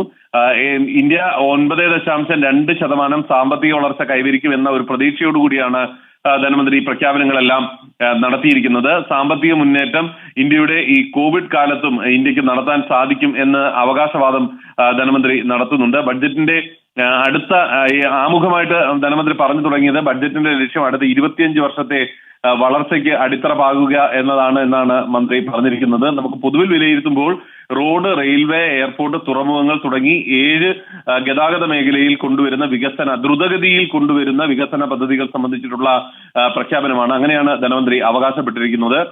റെയിൽവേ കാർഷികോൽപ്പന്നങ്ങളുടെ നീക്കത്തിന് നൂതന പദ്ധതികൾ നടപ്പാക്കും എന്നുള്ള കാര്യം പറഞ്ഞിട്ടുണ്ട്. ഒരു സ്റ്റേഷനിൽ ഒരു ഉൽപ്പന്നം എന്ന തത്വം നടപ്പാക്കും എന്നാണ്. അത് വളരെ പ്രധാനപ്പെട്ടതാണ്. പ്രത്യേകിച്ച് നമ്മളെ പോലെയുള്ള ഒരു ഉപഭോക്തൃ സംസ്ഥാനത്തിന് ആ പ്രഖ്യാപനം ഗുണകരമായി മാറുമെന്ന് വേണം നമുക്ക് കണക്കാക്കാൻ. മലയോര റോഡ് വികസനം വേഗത്തിലാക്കാൻ പ്രഖ്യാപിച്ചിരിക്കുന്ന പദ്ധതിയും ഒരുപക്ഷെ കേരളത്തെ സംബന്ധിച്ച് ഗുണകരമായി മാറും. പർവത്മാല എന്നാണ് ആ പദ്ധതിക്ക് പേരിട്ടിരിക്കുന്നത്. ഇപ്പോൾ തന്നെ ഈ മലയോര റോഡ് വികസനം കേരളത്തിൽ ഉള്ള വിവിധ ജില്ലകളെ സംബന്ധിച്ച് ഏറെ പ്രധാനപ്പെട്ടതാണ്. അതിന്റെ ഒരു വൈഡനിങ് ഒക്കെ പ്രശ്നമായി നിൽക്കുന്ന ഒരു സാഹചര്യം ഉണ്ട്. ഇതടക്കമുള്ള പ്രഖ്യാപനങ്ങൾ ധനമന്ത്രി നടത്തിയിരിക്കുകയാണ്. ഏതാണ്ട് നമ്മൾ നേരത്തെ സൂചിപ്പിച്ചതുപോലെ തന്നെ മധ്യവർഗ സമൂഹത്തിന് ഗുണകരമാകുന്ന വിധത്തിലുള്ള ഒരു പ്രഖ്യാപനം എന്ന് നമുക്കിതിനെ വിലയിരുത്താനായി സാധിക്കും. PM ഗതി ശക്തി പദ്ധതിക്ക് ഉള്ള ഒരു സമഗ്ര മാസ്റ്റർ പ്ലാൻ അത് പ്രഖ്യാപിച്ചിരിക്കുന്നു എന്നുള്ളതും ഈ ഘട്ടത്തിലേറെ ശ്രദ്ധേയമായിട്ടുള്ള കാര്യമാണ്. 25,000 കിലോമീറ്ററാണ് എക്സ്പ്രസ് വേ ഉണ്ടാക്കുമെന്ന് പറഞ്ഞിരിക്കുന്നത്. റോഡ്, വിമാനത്താവളം, റെയിൽവേ, തുറമുഖങ്ങളടക്കം 7 ഗതാഗത മേഖലകളിൽ ദ്രുത വികസനം ലക്ഷ്യമിടുന്ന പദ്ധതിയാണ് PM പദ്ധതി. ഇത് റെയിൽവേയുടെ ചരക്ക് നീക്കത്തിന് പ്രത്യേക പദ്ധതി തയ്യാറാക്കാനായി തീരുമാനിച്ചിരിക്കുന്നത്. ഇത് കൂടാതെ 100 മൾട്ടി മോഡൽ കാർഗോ ടെർമിനലുകൾ, അത് വളരെ പ്രധാനപ്പെട്ട ഒരു പ്രഖ്യാപനം ഇന്ന് കണക്കാക്കാൻ സാധിക്കുന്നതാണ്. ഈ ഇത്തരത്തിലുള്ള കാർഗോ ടെർമിനലുകൾ വരുമ്പോൾ ഇപ്പോൾ അഭിമുഖീകരിച്ചുകൊണ്ടിരിക്കുന്നതായിട്ടുള്ള അത് എന്നുള്ള ഒരു കാര്യം നമുക്ക് ഇപ്പോൾ അനുമാനിക്കാൻ സാധിക്കുന്നുണ്ട്. ഈ മധ്യവർഗം പ്രതീക്ഷ അർപ്പിച്ചിരുന്ന ഈ ആദായ നികുതി പരിധി ഉയർത്തുമെന്നായിരുന്നു. പക്ഷേ രാജ്യത്തെ ആദായ നികുതി റിട്ടേണിന് പുതിയ സംവിധാനം ഏർപ്പെടുത്തുമെന്ന് മാത്രമാണ് മന്ത്രി അറിയിച്ചിരിക്കുന്നത്. ഈ ആദായ നികുതി സ്ലാബുകളിൽ മാറ്റം വരുത്തില്ല. ഇത് ആദായ നികുതി റിട്ടേൺ 2 വർഷത്തിനുള്ളിൽ പുതുക്കി ഫയൽ ചെയ്യാനും ഇനി മുതൽ സാധിക്കുമെന്നടക്കമുള്ള പ്രഖ്യാപനങ്ങളുമുണ്ട്. പക്ഷേ ഇത് സാധാരണ ഈ മധ്യവർഗത്തെ സംബന്ധിച്ചൊരു തിരിച്ചടിയാണോ ഈ ആദായ നികുതി പരിധി ഉയർത്തില്ല എന്ന തീരുമാനം? നമ്മൾ ഇതൊരു പ്രായോഗിക തലത്തിൽ ചിന്തിക്കുമ്പോൾ ഇതിനൊരു സമ്മിശ്ര തലത്തിലുള്ള എഫക്റ്റ് ഉണ്ടാകും എന്ന് വേണം വിലയിരുത്താൻ. ഈ സ്ലാബുകളുടെ കാര്യത്തിൽ അതൊരു പക്ഷേ ഒരു പ്രഖ്യാപനത്തിന്റെ രൂപത്തിൽ വന്നിട്ടില്ല എന്നുള്ളത് വസ്തുതാപരമായിട്ട് ശരി തന്നെയാണ്. 50,000-ഓളം രൂപ എങ്കിലും കുറവുണ്ടാകും എന്നൊക്കെയാണ് കരുതിയിരുന്നതെങ്കിലും ഇപ്പോൾ നേരിടുന്ന, അല്ലെങ്കിൽ കഴിഞ്ഞ 2 വർഷമായിട്ട് എല്ലാവരും നേരിടുന്ന പ്രധാനപ്പെട്ട പ്രതിസന്ധികളിൽ ഒന്ന് ഈ ഫയലിംഗുമായി ബന്ധപ്പെട്ടിട്ടുള്ളതാണ്. ഫയലിംഗ് കൂടുതൽ ശക്തമാക്കുകയും അല്ലെങ്കിൽ അതുമായി ബന്ധപ്പെട്ടിട്ടുള്ള ഇതുവരെ ഉണ്ടായിരുന്ന രീതികളൊക്കെ മാറുകയും ചെയ്ത ഘട്ടത്തിൽ ഫയലിംഗ് പല വ്യത്യസ്തങ്ങളായിട്ടുള്ള വെല്ലുവിളികൾ നേരിടുന്ന ഒരു സാഹചര്യം ഉണ്ടായിരുന്നു. ഇത് മാറുന്നു എന്നുള്ളതാണ്, അല്ലെങ്കിൽ അതിന് കൃത്യമായിട്ടുള്ള ഒരു സംവിധാനം വരുന്നു എന്നുള്ളതാണ് ഇപ്പോഴത്തെ ഒരു പ്രഖ്യാപനത്തിന്റെ നേട്ടം. തീർച്ചയായിട്ടും ടോം സൂചിപ്പിച്ചതുപോലെ തന്നെ ആദായ നികുതി പകുതി ഉയർത്താത്തത് ഒരുപക്ഷെ ഈ മേഖലയെ സംബന്ധിച്ച്, അല്ലെങ്കിൽ ആ മധ്യവർഗ സമൂഹത്തെ സംബന്ധിച്ച് അവർ പ്രതീക്ഷിച്ച പോലെ ഒരു ഗുണം ഉണ്ടാക്കുന്ന ഒരു കാര്യമല്ല. പക്ഷേ ഇത്തരത്തിലുള്ള ഇളവുകൾ വരുന്നത് കൂടുതൽ അനായാസകരമായിട്ട് ഈ ആദായ നികുതിയുമായി ബന്ധപ്പെട്ടിട്ടുള്ള വിഷയത്തിൽ ഇടപെടാൻ സാധാരണക്കാർക്ക് അവകാശം നൽകുന്ന രീതിയിലേക്ക് കാര്യങ്ങൾ എത്തും. അത് ആദായ നികുതിയുടെ പല, ഇപ്പോൾ ധനമന്ത്രി പറഞ്ഞ പ്രസ്താവന നമ്മൾ സസൂക്ഷ്മം വീക്ഷിച്ചു കഴിഞ്ഞാൽ പല ഈ ആദായ നികുതിയുമായി ബന്ധപ്പെട്ടിട്ടുള്ള പല കാര്യങ്ങളിലും LIC അടക്കമുള്ള പല ആനുകൂല്യങ്ങൾ ഉപയോഗിച്ചുകൊണ്ട് അതിന്റെ തോത് കുറയ്ക്കാനായിട്ടുള്ള അവസരമുണ്ട്. അതിനുള്ള അവസരം അടക്കമാണ് ഇപ്പോൾ പ്രഖ്യാപിച്ചിരിക്കുന്ന ഈ പദ്ധതി വഴി ലഭ്യമാകാൻ പോകുന്നത്. അങ്ങനെ ഒരു വിലയിരുത്തൽ കൂടി ഇതിന്റെ ഭാഗമായിട്ട് നടത്താവുന്നതാണ്. ഈ പല ഉൽപ്പന്നങ്ങളുടെയും വില കൂടും, അതിന്റെ തീരുവ വർദ്ധിപ്പിക്കുമെന്നടക്കമുള്ള ചില കാര്യങ്ങളും സൂചിപ്പിച്ചല്ലോ ബജറ്റില്. ഏതൊക്കെ ഉൽപ്പന്നങ്ങൾക്കാണ് വില കൂടാൻ സാധ്യത? ഇതില് ഏറ്റവും പ്രധാനപ്പെട്ടത് ഈ അടിസ്ഥാന ഉൽപ്പന്നങ്ങളുടെ വിലവർധനയുമായി ബന്ധപ്പെട്ടിട്ടുള്ള വ്യത്യസ്തങ്ങളായിട്ടുള്ള നികുതി ചുമത്തലുമായി ബന്ധപ്പെട്ടാണ്. ഇത് സംബന്ധിച്ചുള്ള ഒരു വിശദമായിട്ടുള്ള പ്രസ്താവന ഈ ബഡ്ജറ്റ് പ്രസംഗത്തിന് ഒപ്പം പ്രസിദ്ധീകരിക്കും. അത് ലഭ്യമാകുന്ന മുറയ്ക്കാണ് അത് കൃത്യമായിട്ട് ഏതൊക്കെ ഉൽപ്പന്നങ്ങളാണ് എന്ന് നമുക്ക് വളരെ ഉൽപ്പന്നം തിരിച്ച് പറയാനായി സാധിക്കുക. ഏതായാലും ഉപഭോക്തൃ ഉൽപ്പന്നങ്ങളെ സംബന്ധിച്ച് വലിയ രീതിയിലുള്ള വിലക്കയറ്റം ഉണ്ടാകുന്ന ഒരു സമീപനം ഈ ബഡ്ജറ്റിന് ഇല്ല എന്ന് മനസ്സിലാക്കാം. പക്ഷേ ആഡംബര വസ്തുക്കളുടെ നികുതി വർദ്ധിക്കുന്ന വിധത്തിലേക്ക് കാര്യങ്ങൾ എത്തും. പുകയില ഉൽപ്പന്നങ്ങൾക്ക് അടക്കമുള്ളവയ്ക്ക് ഈ GSTയുടെ ഒരു തോത് വർദ്ധിക്കുന്ന ഒരു സാഹചര്യം ഉണ്ടാകും എന്നാണ് മനസ്സിലാക്കാൻ സാധിക്കുന്നത്. ഇതിന്റെ വിശദമായിട്ടുള്ള ഒരു പ്രസ്താവന ധനമന്ത്രിയുടെ ബഡ്ജറ്റ് പ്രസംഗത്തിന്റെ ഭാഗമാകും. ബഡ്ജറ്റിന്റെ കോപ്പി ലഭിക്കുന്ന മുറയ്ക്ക് നമുക്കത് വളരെ കൃത്യമായിട്ട് അറിയിക്കാനും സാധിക്കും.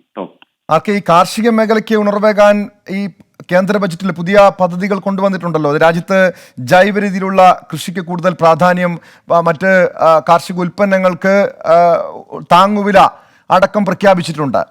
അത് ഏത് മേഖലകളിലാണ് കൂടുതൽ ഇത് ഗുണം ചെയ്യുക?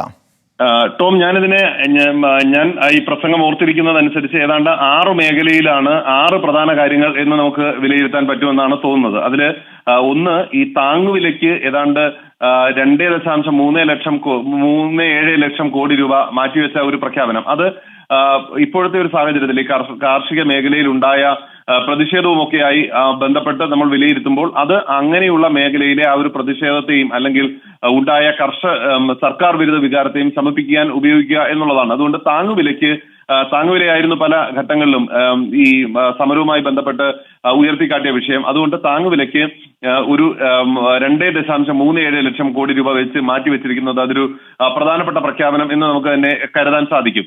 കെമിക്കൽ ഫ്രീ നാച്ചുറൽ ഫാമിംഗ്, പ്രകൃതി കൃഷി, ഓർഗാനിക് ഫാമിംഗ്, ജൈവ കൃഷി എന്നിവയ്ക്ക് പ്രാധാന്യം നൽകിക്കൊണ്ടുള്ള നടപടികൾ ഉണ്ടാകും എന്നാണ് ധനമന്ത്രി പ്രഖ്യാപിച്ചിരിക്കുന്നത്. തീർച്ചയായിട്ടും അത് ഈ ഒരു പശ്ചാത്തലത്തിൽ നമ്മളെ സംബന്ധിച്ച് ഏറെ പ്രധാനപ്പെട്ടതായി മാറും. വേണ്ടി സ്ഥലങ്ങളിൽ കീടനാശിനികൾ ഒക്കെ തളിക്കുന്നതിന് വേണ്ടിയിട്ട് കിസാൻ ഡ്രോണുകൾ അത് ഏർപ്പെടുത്തും, അല്ലെങ്കിൽ അത് അങ്ങത്തരത്തിലുള്ള ഡ്രോണുകൾ വികസിപ്പിക്കും എന്ന പ്രഖ്യാപനം ഏറെ ശ്രദ്ധേയമായിട്ടുള്ള ഒന്നാണ്. ഈ സ്ഥലനിർണയം, പോഷകാഹാരങ്ങൾ പോഷകങ്ങൾ നൽകുക എന്നിവയെല്ലാം ഈ ഡ്രോണുകളിലൂടെ സാധിക്കും എന്ന് ധനമന്ത്രി എടുത്ത് പറയുകയും ചെയ്തിട്ടുണ്ട്. ഏറ്റവും പ്രധാനപ്പെട്ട മറ്റൊന്ന് എണ്ണക്കുരുക്കളുടെ ഇറക്കുമതി കുറയ്ക്കും എന്നുള്ളതാണ്. അത് നമ്മുടെ നാളികേരത്തെ സംബന്ധിച്ച് അടക്കം വലിയ ഗുണം നൽകുന്ന ഒരു പ്രസ്താവനയെ നമുക്ക് കാണാം. ഈ അടുത്ത സമയത്തായി ശ്രീലങ്ക അടക്കമുള്ള സ്ഥലങ്ങളിൽ നിന്ന് കൂടുതൽ നാളികേരം എത്തുക എന്ന രീതിയിലേക്ക് കാര്യങ്ങൾ മാറുന്ന ഒരു പ്രവണത ഉണ്ടായിരുന്നു. ഒരുപക്ഷെ ഈ നയം സ്വീകരിക്കുക വഴി അങ്ങനെ വരുന്ന ഉൽപ്പന്നങ്ങൾക്ക് കൂടുതൽ നികുതി ചുമത്താൻ സർക്കാർ തയ്യാറാകുന്നത് വഴി നാളികേരം അടക്കമുള്ള ഉൽപ്പന്നങ്ങൾക്ക് അതൊരു ഗുണം നൽകുന്ന ഒരു അവസ്ഥയിലേക്ക് എത്തും. ഇവിടെ ഉൽപാദനം കൂട്ടുമെന്നാണ് പറയുന്നത്. അപ്പോൾ ഈ നാളികേര കൃഷി പ്രോത്സാഹനത്തിനടക്കം കൂടുതൽ ഫണ്ട് ലഭിക്കുന്ന അവസ്ഥയിലേക്ക് കാര്യങ്ങൾ എത്തുമെന്ന് നമുക്ക് പ്രതീക്ഷിക്കാം. ഒപ്പം ഈ മില്ലറ്റുകളുടെ കൃഷി മൂല്യവർദ്ധനയ്ക്കും മറ്റും പ്രാധാന്യം നൽകുമെന്നാണ് മന്ത്രി പറഞ്ഞിരിക്കുന്നത്. മില്ലറ്റ് എന്നാൽ ഈ ചെറുധാന്യങ്ങൾ. അതുകൊണ്ട് ചെറുധാന്യങ്ങളുടെ വർഷമായിട്ട് 2022-23 മാറ്റുക, അതിന്റെ കൃഷിയുടെ ഏറ്റവും വലിയ പ്രോത്സാഹനം 2022-23 വർഷത്തിൽ നൽകുക എന്നുള്ളതാണ് ധനമന്ത്രിയുടെ പ്രഖ്യാപനത്തിന്റെ ഒരു അന്തസത്ത എന്ന് നമുക്ക് പറയാം. കാർഷിക മേഖലയിലെ സ്റ്റാർട്ടപ്പുകൾക്ക് നൽകാൻ ഉള്ള ഒരു പിന്തുണ, അത് വളരെ വലിയ രീതിയിൽ ഒരു പിന്തുണ നൽകും എന്ന ധനമന്ത്രിയുടെ പ്രഖ്യാപനം കൂടി നമുക്ക് ഈ ഘട്ടത്തിൽ ഏറെ ശ്രദ്ധേയമെന്ന് പറയാവുന്ന വിധത്തിലാണ്. പൊതുവെ കാർഷിക മേഖല നമ്മൾ നേരത്തെ പറഞ്ഞതുപോലെ തന്നെ കാർഷിക മേഖലയെ വളരെ സജീവമായിട്ട് അംഗീകരിക്കുന്ന വിധത്തിലുള്ള ഒരു പ്രഖ്യാപനമാണ് ധനമന്ത്രിയുടെ ഭാഗത്ത് നിന്ന് ഉണ്ടായിരിക്കുന്നത്. ഇതിനെല്ലാം ഉള്ള വിഭവ സമാഹരണം നടത്തുന്നതുമായി ബന്ധപ്പെട്ടിട്ടുള്ള കാര്യങ്ങൾ ധനമന്ത്രി വ്യക്തമാക്കുകയും ചെയ്തിട്ടുണ്ട്. ആർ.കെ., രാജ്യത്തെ സാമ്പത്തിക മേഖല ആകാംക്ഷയോടെ നോക്കിയിരുന്ന ഡിജിറ്റൽ കറൻസി സംബന്ധിച്ച പ്രഖ്യാപനമായിരുന്നു. ഇന്ത്യ ഒരു സെൻട്രൽ ബാങ്ക് ഡിജിറ്റൽ കറൻസി പുറത്തിറക്കുമെന്ന് നേരത്തെ തന്നെ ചില സൂചനകൾ ഉണ്ടായിരുന്നു. എന്നാൽ ഈ ബജറ്റിൽ രാജ്യത്തിന്റെ സ്വന്തം ഡിജിറ്റൽ കറൻസി ഈ വർഷം തന്നെ യാഥാർത്ഥ്യമാക്കുമെന്ന് ധനമന്ത്രി നിർമ്മല സീതാരാമൻ പ്രഖ്യാപിച്ചിരിക്കുന്നു. റിസർവ് ബാങ്കിന്റെ സമ്പൂർണ്ണ നിയന്ത്രണത്തിൽ നിൽക്കുന്ന ഡിജിറ്റൽ കറൻസി ഈ സാമ്പത്തിക വർഷം തന്നെ പുറത്തിറക്കുമെന്നാണ് ബജറ്റിലെ പ്രഖ്യാപനം. പൂർണ്ണമായും ഈ ഭരണകൂടത്തിന്റെ നിയന്ത്രണത്തിൽ തന്നെയായിരിക്കുമല്ലോ ഈ ഡിജിറ്റൽ കറൻസി? തീർച്ചയായിട്ടും അങ്ങനെയാണ്. ധനമന്ത്രിയുടെ പ്രഖ്യാപനം വളരെ കൃത്യമായി നമുക്ക് അങ്ങനെ തന്നെ പറയാവുന്നതാണ്. അത് ഏറ്റവും പ്രധാനപ്പെട്ടത് ബ്ലോക്ക് ചെയിൻ എന്ന സാങ്കേതിക വിദ്യ ഉപയോഗിച്ചുകൊണ്ടുള്ള ഡിജിറ്റൽ റുപ്പികൾ റിസർവ് ബാങ്ക് പുറത്തിറക്കുമെന്നാണ് ധനമന്ത്രി പറഞ്ഞിരിക്കുന്നത്. നമ്മളെ സംബന്ധിച്ച് ഇനി മുഖം തിരിഞ്ഞു നിൽക്കാൻ പറ്റാത്തൊരു അവസ്ഥയാണ് ഇപ്പോഴത്തെ ഒരു സാഹചര്യത്തിൽ ഈ ഡിജിറ്റൽ കറൻസികളോട് ഉള്ളത് എന്ന് ധനമന്ത്രാലയം ഇപ്പോൾ മനസ്സിലാക്കുന്നുണ്ട്. അതുകൊണ്ട് തന്നെയാണ് ഈ ഡിജിറ്റൽ കറൻസി യുടെ പ്രഖ്യാപനം ഇതിൽ തന്നെ ഈ ബഡ്ജറ്റിന്റെ ഭാഗമായിട്ട് തന്നെ നടത്താനായിട്ട് ധനമന്ത്രി തയ്യാറായിരിക്കുന്നത്. ഇതിന് മേൽനോട്ടം കൃത്യമായിട്ട് തന്നെ നമ്മുടെ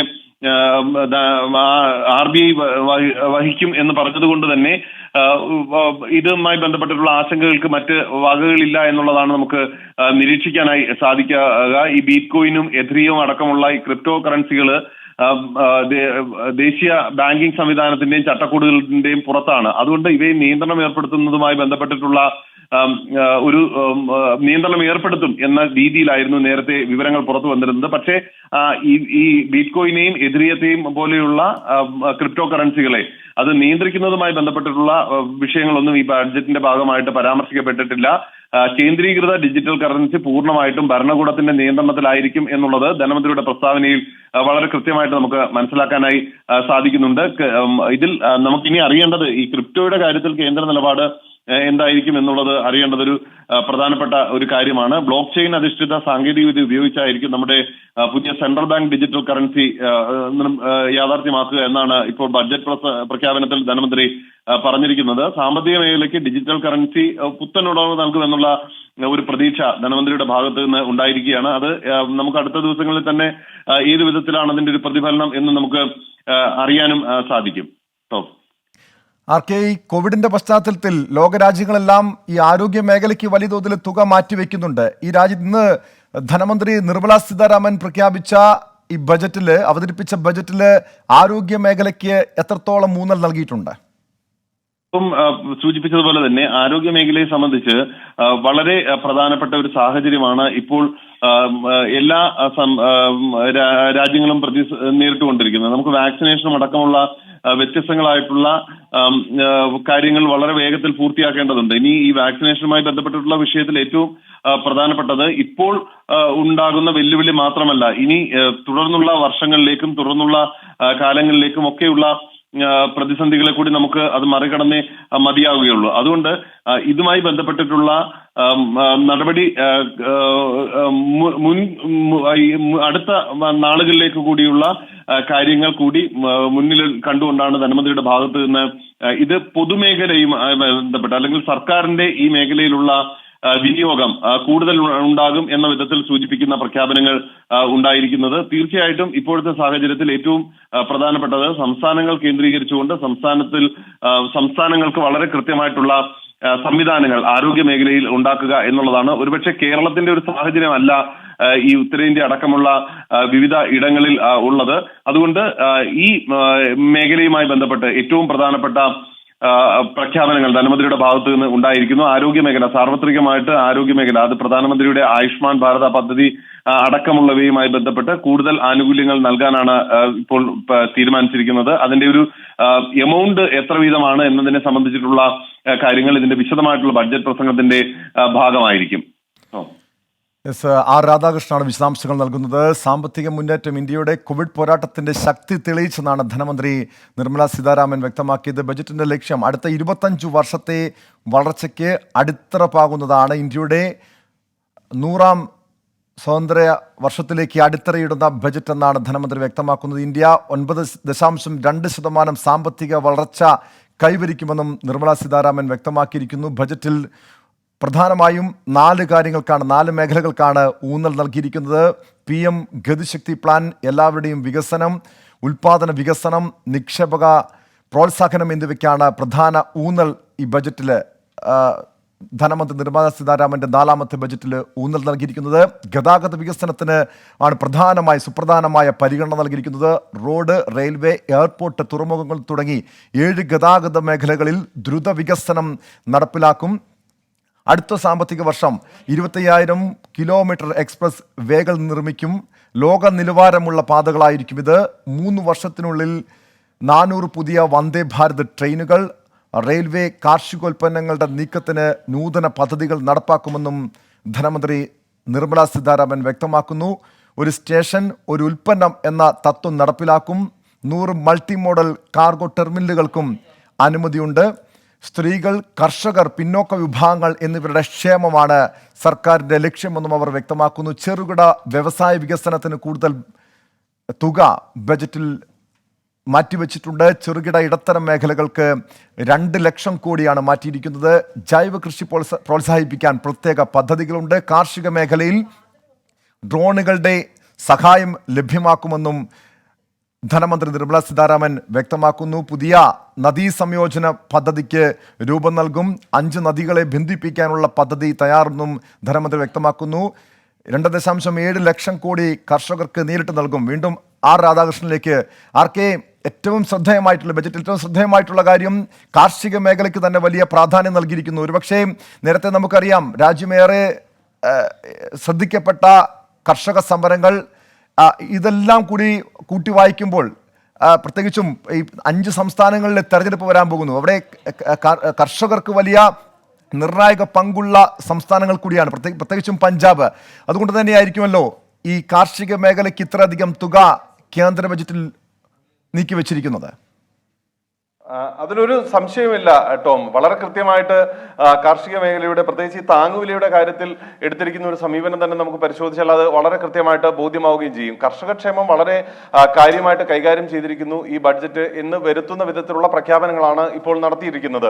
ധനമന്ത്രിയെ സംബന്ധിച്ച് ഈ കാർഷിക മേഖലയുമായി ബന്ധപ്പെട്ട് വ്യത്യസ്തങ്ങളായിട്ടുള്ള ആക്ഷേപങ്ങൾക്ക് മറുപടി നൽകേണ്ടത് ഈ ബഡ്ജറ്റിന്റെ ബാധ്യതയായിരുന്നു. അവര് വളരെ യുക്തമായിട്ട് അത് ചെയ്തിരിക്കുന്നു എന്ന് പറയുകയും ചെയ്യാം. കർഷകർ വളരെ കൃത്യമായിട്ടുള്ള എതിർവികാരം വിവിധ മേഖലകളിൽ, പ്രത്യേകിച്ച് ടോം സൂചിപ്പിച്ചതുപോലെ ഈ തെരഞ്ഞെടുപ്പിന്റെ ഒരു പശ്ചാത്തലത്തിൽ നമ്മൾ വിലയിരുത്തുമ്പോൾ പഞ്ചാബ്, ഉത്തർപ്രദേശിന്റെ പടിഞ്ഞാറൻ ഭാഗങ്ങൾ, പടിഞ്ഞാറൻ ഉത്തർപ്രദേശിന്റെ വിവിധ മേഖലകളൊക്കെ ഈ കർഷകരുടെ പ്രതിഷേധം നിലനിൽക്കുന്ന സ്ഥലങ്ങളാണ്. അവിടെ BJPയെ സംബന്ധിച്ചും ഭരണപക്ഷത്തെ സംബന്ധിച്ചും നിലവിലുള്ള സാഹചര്യത്തിന് മാറ്റം വരുത്തണമെന്നുണ്ടെങ്കിൽ രണ്ട് കാര്യങ്ങൾ വേണം. ഒന്ന്, കാർഷിക നിയമങ്ങൾ കൊണ്ടുവന്നത് സ്വോദ്ദേശത്തോടു കൂടി ആയിരുന്നു എന്നവരെ ബോധ്യപ്പെടുത്തേണ്ട ഒരു കാര്യമുണ്ട്. രണ്ടാമത്തത്, കർഷകർക്ക് എതിരല്ല തങ്ങളുടെ നയം എന്നതുകൂടി ഇതിന് അനുബന്ധമായിട്ട് രേഖപ്പെടുത്തേണ്ടതുണ്ട്. ഈ രണ്ട് കാര്യങ്ങളും അവരെ ബോധ്യപ്പെടുത്തിയാൽ മാത്രമേ നിലനിൽക്കുന്ന ഒരു പ്രതികൂല രാഷ്ട്രീയ സാഹചര്യത്തിന് അതിൽ നിന്ന് മറികടക്കാനായി സാധിക്കുകയുള്ളൂ. പ്രധാനമന്ത്രിയുടെ വെർച്വൽ സമ്മേളനങ്ങൾ അടക്കം ഇന്നലെ ഒക്കെ ആരംഭിച്ച സാഹചര്യത്തിൽ പോലും പടിഞ്ഞാറൻ ഉത്തർപ്രദേശിലെ ഈ ജനവികാരത്തെ അനുകൂലമാക്കി മാറ്റാൻ കഴിഞ്ഞ തവണ അവിടെ 105 നിയമസഭാ സീറ്റുകൾ ഉള്ളതിൽ 85 എണ്ണം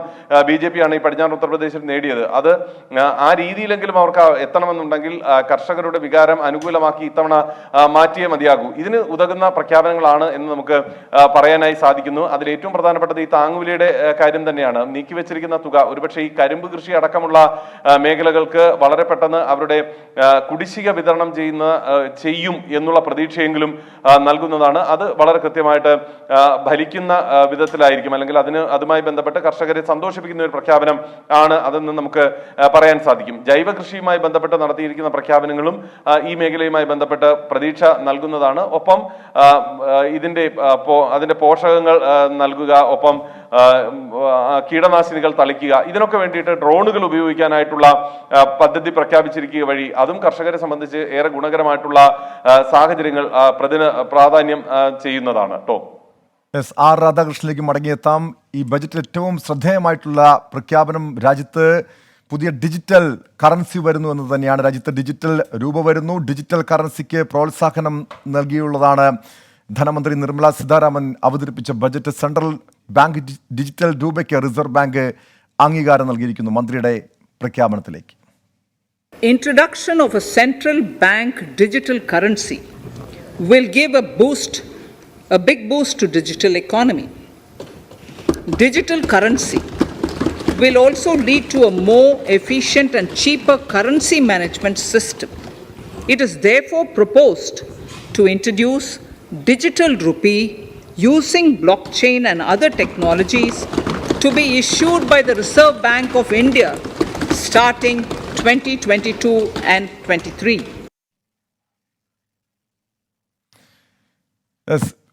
ബൽറാം നെടുങ്ങാടിയും ഡൽഹിയിൽ നിന്ന് ചേരുന്നുണ്ട്. ബൽറാം, പൊതുവെ കേരളം വലിയൊരു പ്രതീക്ഷ വെച്ചിരുന്നു. സിൽവർ ലൈൻ ഉൾപ്പെടെയുള്ള വിഷയങ്ങൾ മാത്രമല്ല, കാർഷിക മേഖലയിലടക്കം കേരളം വലിയ പ്രതീക്ഷ വെച്ചിരുന്നു. പക്ഷേ കാർഷിക മേഖലയ്ക്ക് വലിയ ഊന്നൽ നൽകിയിട്ടുണ്ട്, ബജറ്റിൽ ഊന്നൽ നൽകിയിട്ടുണ്ടെങ്കിലും കേരളത്തിന്റെ ആവശ്യങ്ങൾ അംഗീകരിക്കപ്പെട്ടിട്ടുണ്ടോ ഈ ബജറ്റിൽ?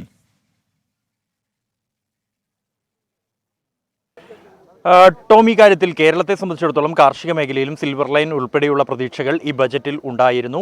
ഈ സിൽവർ ലൈനിനെ സംബന്ധിച്ചിടത്തോളം പ്രാഥമിക നടപടികൾ പൂർത്തിയായി വരുന്നത് മാത്രമാണ് ഉള്ളത്. നേരത്തെ തന്നെ കേന്ദ്ര സർക്കാർ ഇതുമായി ബന്ധപ്പെട്ട് വ്യക്തമാക്കിയിരുന്നതാണ്. മറ്റ് അനുമതികൾ, പരിസ്ഥിതി മന്ത്രാലയത്തിൻ്റെ ഉൾപ്പെടെയുള്ള അനുമതികൾ ഇതിന് ആവശ്യമാണ്. അതുകൊണ്ട് തന്നെ ഇക്കാര്യങ്ങൾ സംബന്ധിച്ചുള്ള അല്ലെങ്കിൽ നടപടികൾ പൂർത്തിയായി വരുന്നതേയുള്ളൂ എന്ന് വ്യക്തമാക്കിയിട്ടുണ്ട്. കാർഷിക മേഖലയെ സംബന്ധിച്ചിടത്തോളം കേരളത്തോടൊപ്പം തന്നെ നിലവിൽ തിരഞ്ഞെടുപ്പ് നടക്കുന്ന 5 സംസ്ഥാനങ്ങളിലും ഏറെ നിർണായകമാണ്. കാർഷിക വിഭാഗത്തിന് ഏറെ സ്വാധീനമുള്ള സംസ്ഥാനങ്ങളാണ് പഞ്ചാബും ഉത്തർപ്രദേശും ഉത്തരാഖണ്ഡും ഉൾപ്പെടെയുള്ള സംസ്ഥാനങ്ങൾ. ഈ മേഖലകളിലെ ഈ കാർഷിക അല്ലെങ്കിൽ കർഷക പ്രക്ഷോഭത്തിൻ്റെ ഒരു പശ്ചാത്തലത്തിൽ കാർഷിക മേഖലയെ പ്രോത്സാഹിപ്പിക്കുന്ന തരത്തിൽ, കർഷകരെ പ്രീതിപ്പെടുത്തുന്ന തരത്തിലുള്ള പ്രഖ്യാപനങ്ങൾ ഈ ബജറ്റിൽ ഉണ്ടാകുമെന്ന് പ്രതീക്ഷിച്ചിരുന്നു. എന്നാൽ മറ്റ് നേരിട്ട് തന്നെ കർഷകരുടെ ഈ കാർഷികോൽപ്പന്നങ്ങളുടെ വിതരണം ഉൾപ്പെടെയുള്ള കാര്യങ്ങൾക്കായുള്ള പദ്ധതികളാണ് ഈ ബജറ്റിൽ പ്രധാനമായും ഉൾപ്പെടുത്തിയിരിക്കുന്നത്. അതോടൊപ്പം തന്നെ കാർഷിക മേഖലയുടെ സാങ്കേതികവൽക്കരണം നടപ്പിലാക്കുന്നതുമായി ബന്ധപ്പെട്ട പദ്ധതികളാണ്. അതിൽ കഴിഞ്ഞ ബജറ്റിൽ ഉൾപ്പെടുത്തിയിരുന്ന കിസാൻ തീവണ്ടിയുമായി ബന്ധപ്പെട്ട കൂടുതൽ പദ്ധതികൾ ഉൾപ്പെടുത്തിയിരിക്കുന്നു.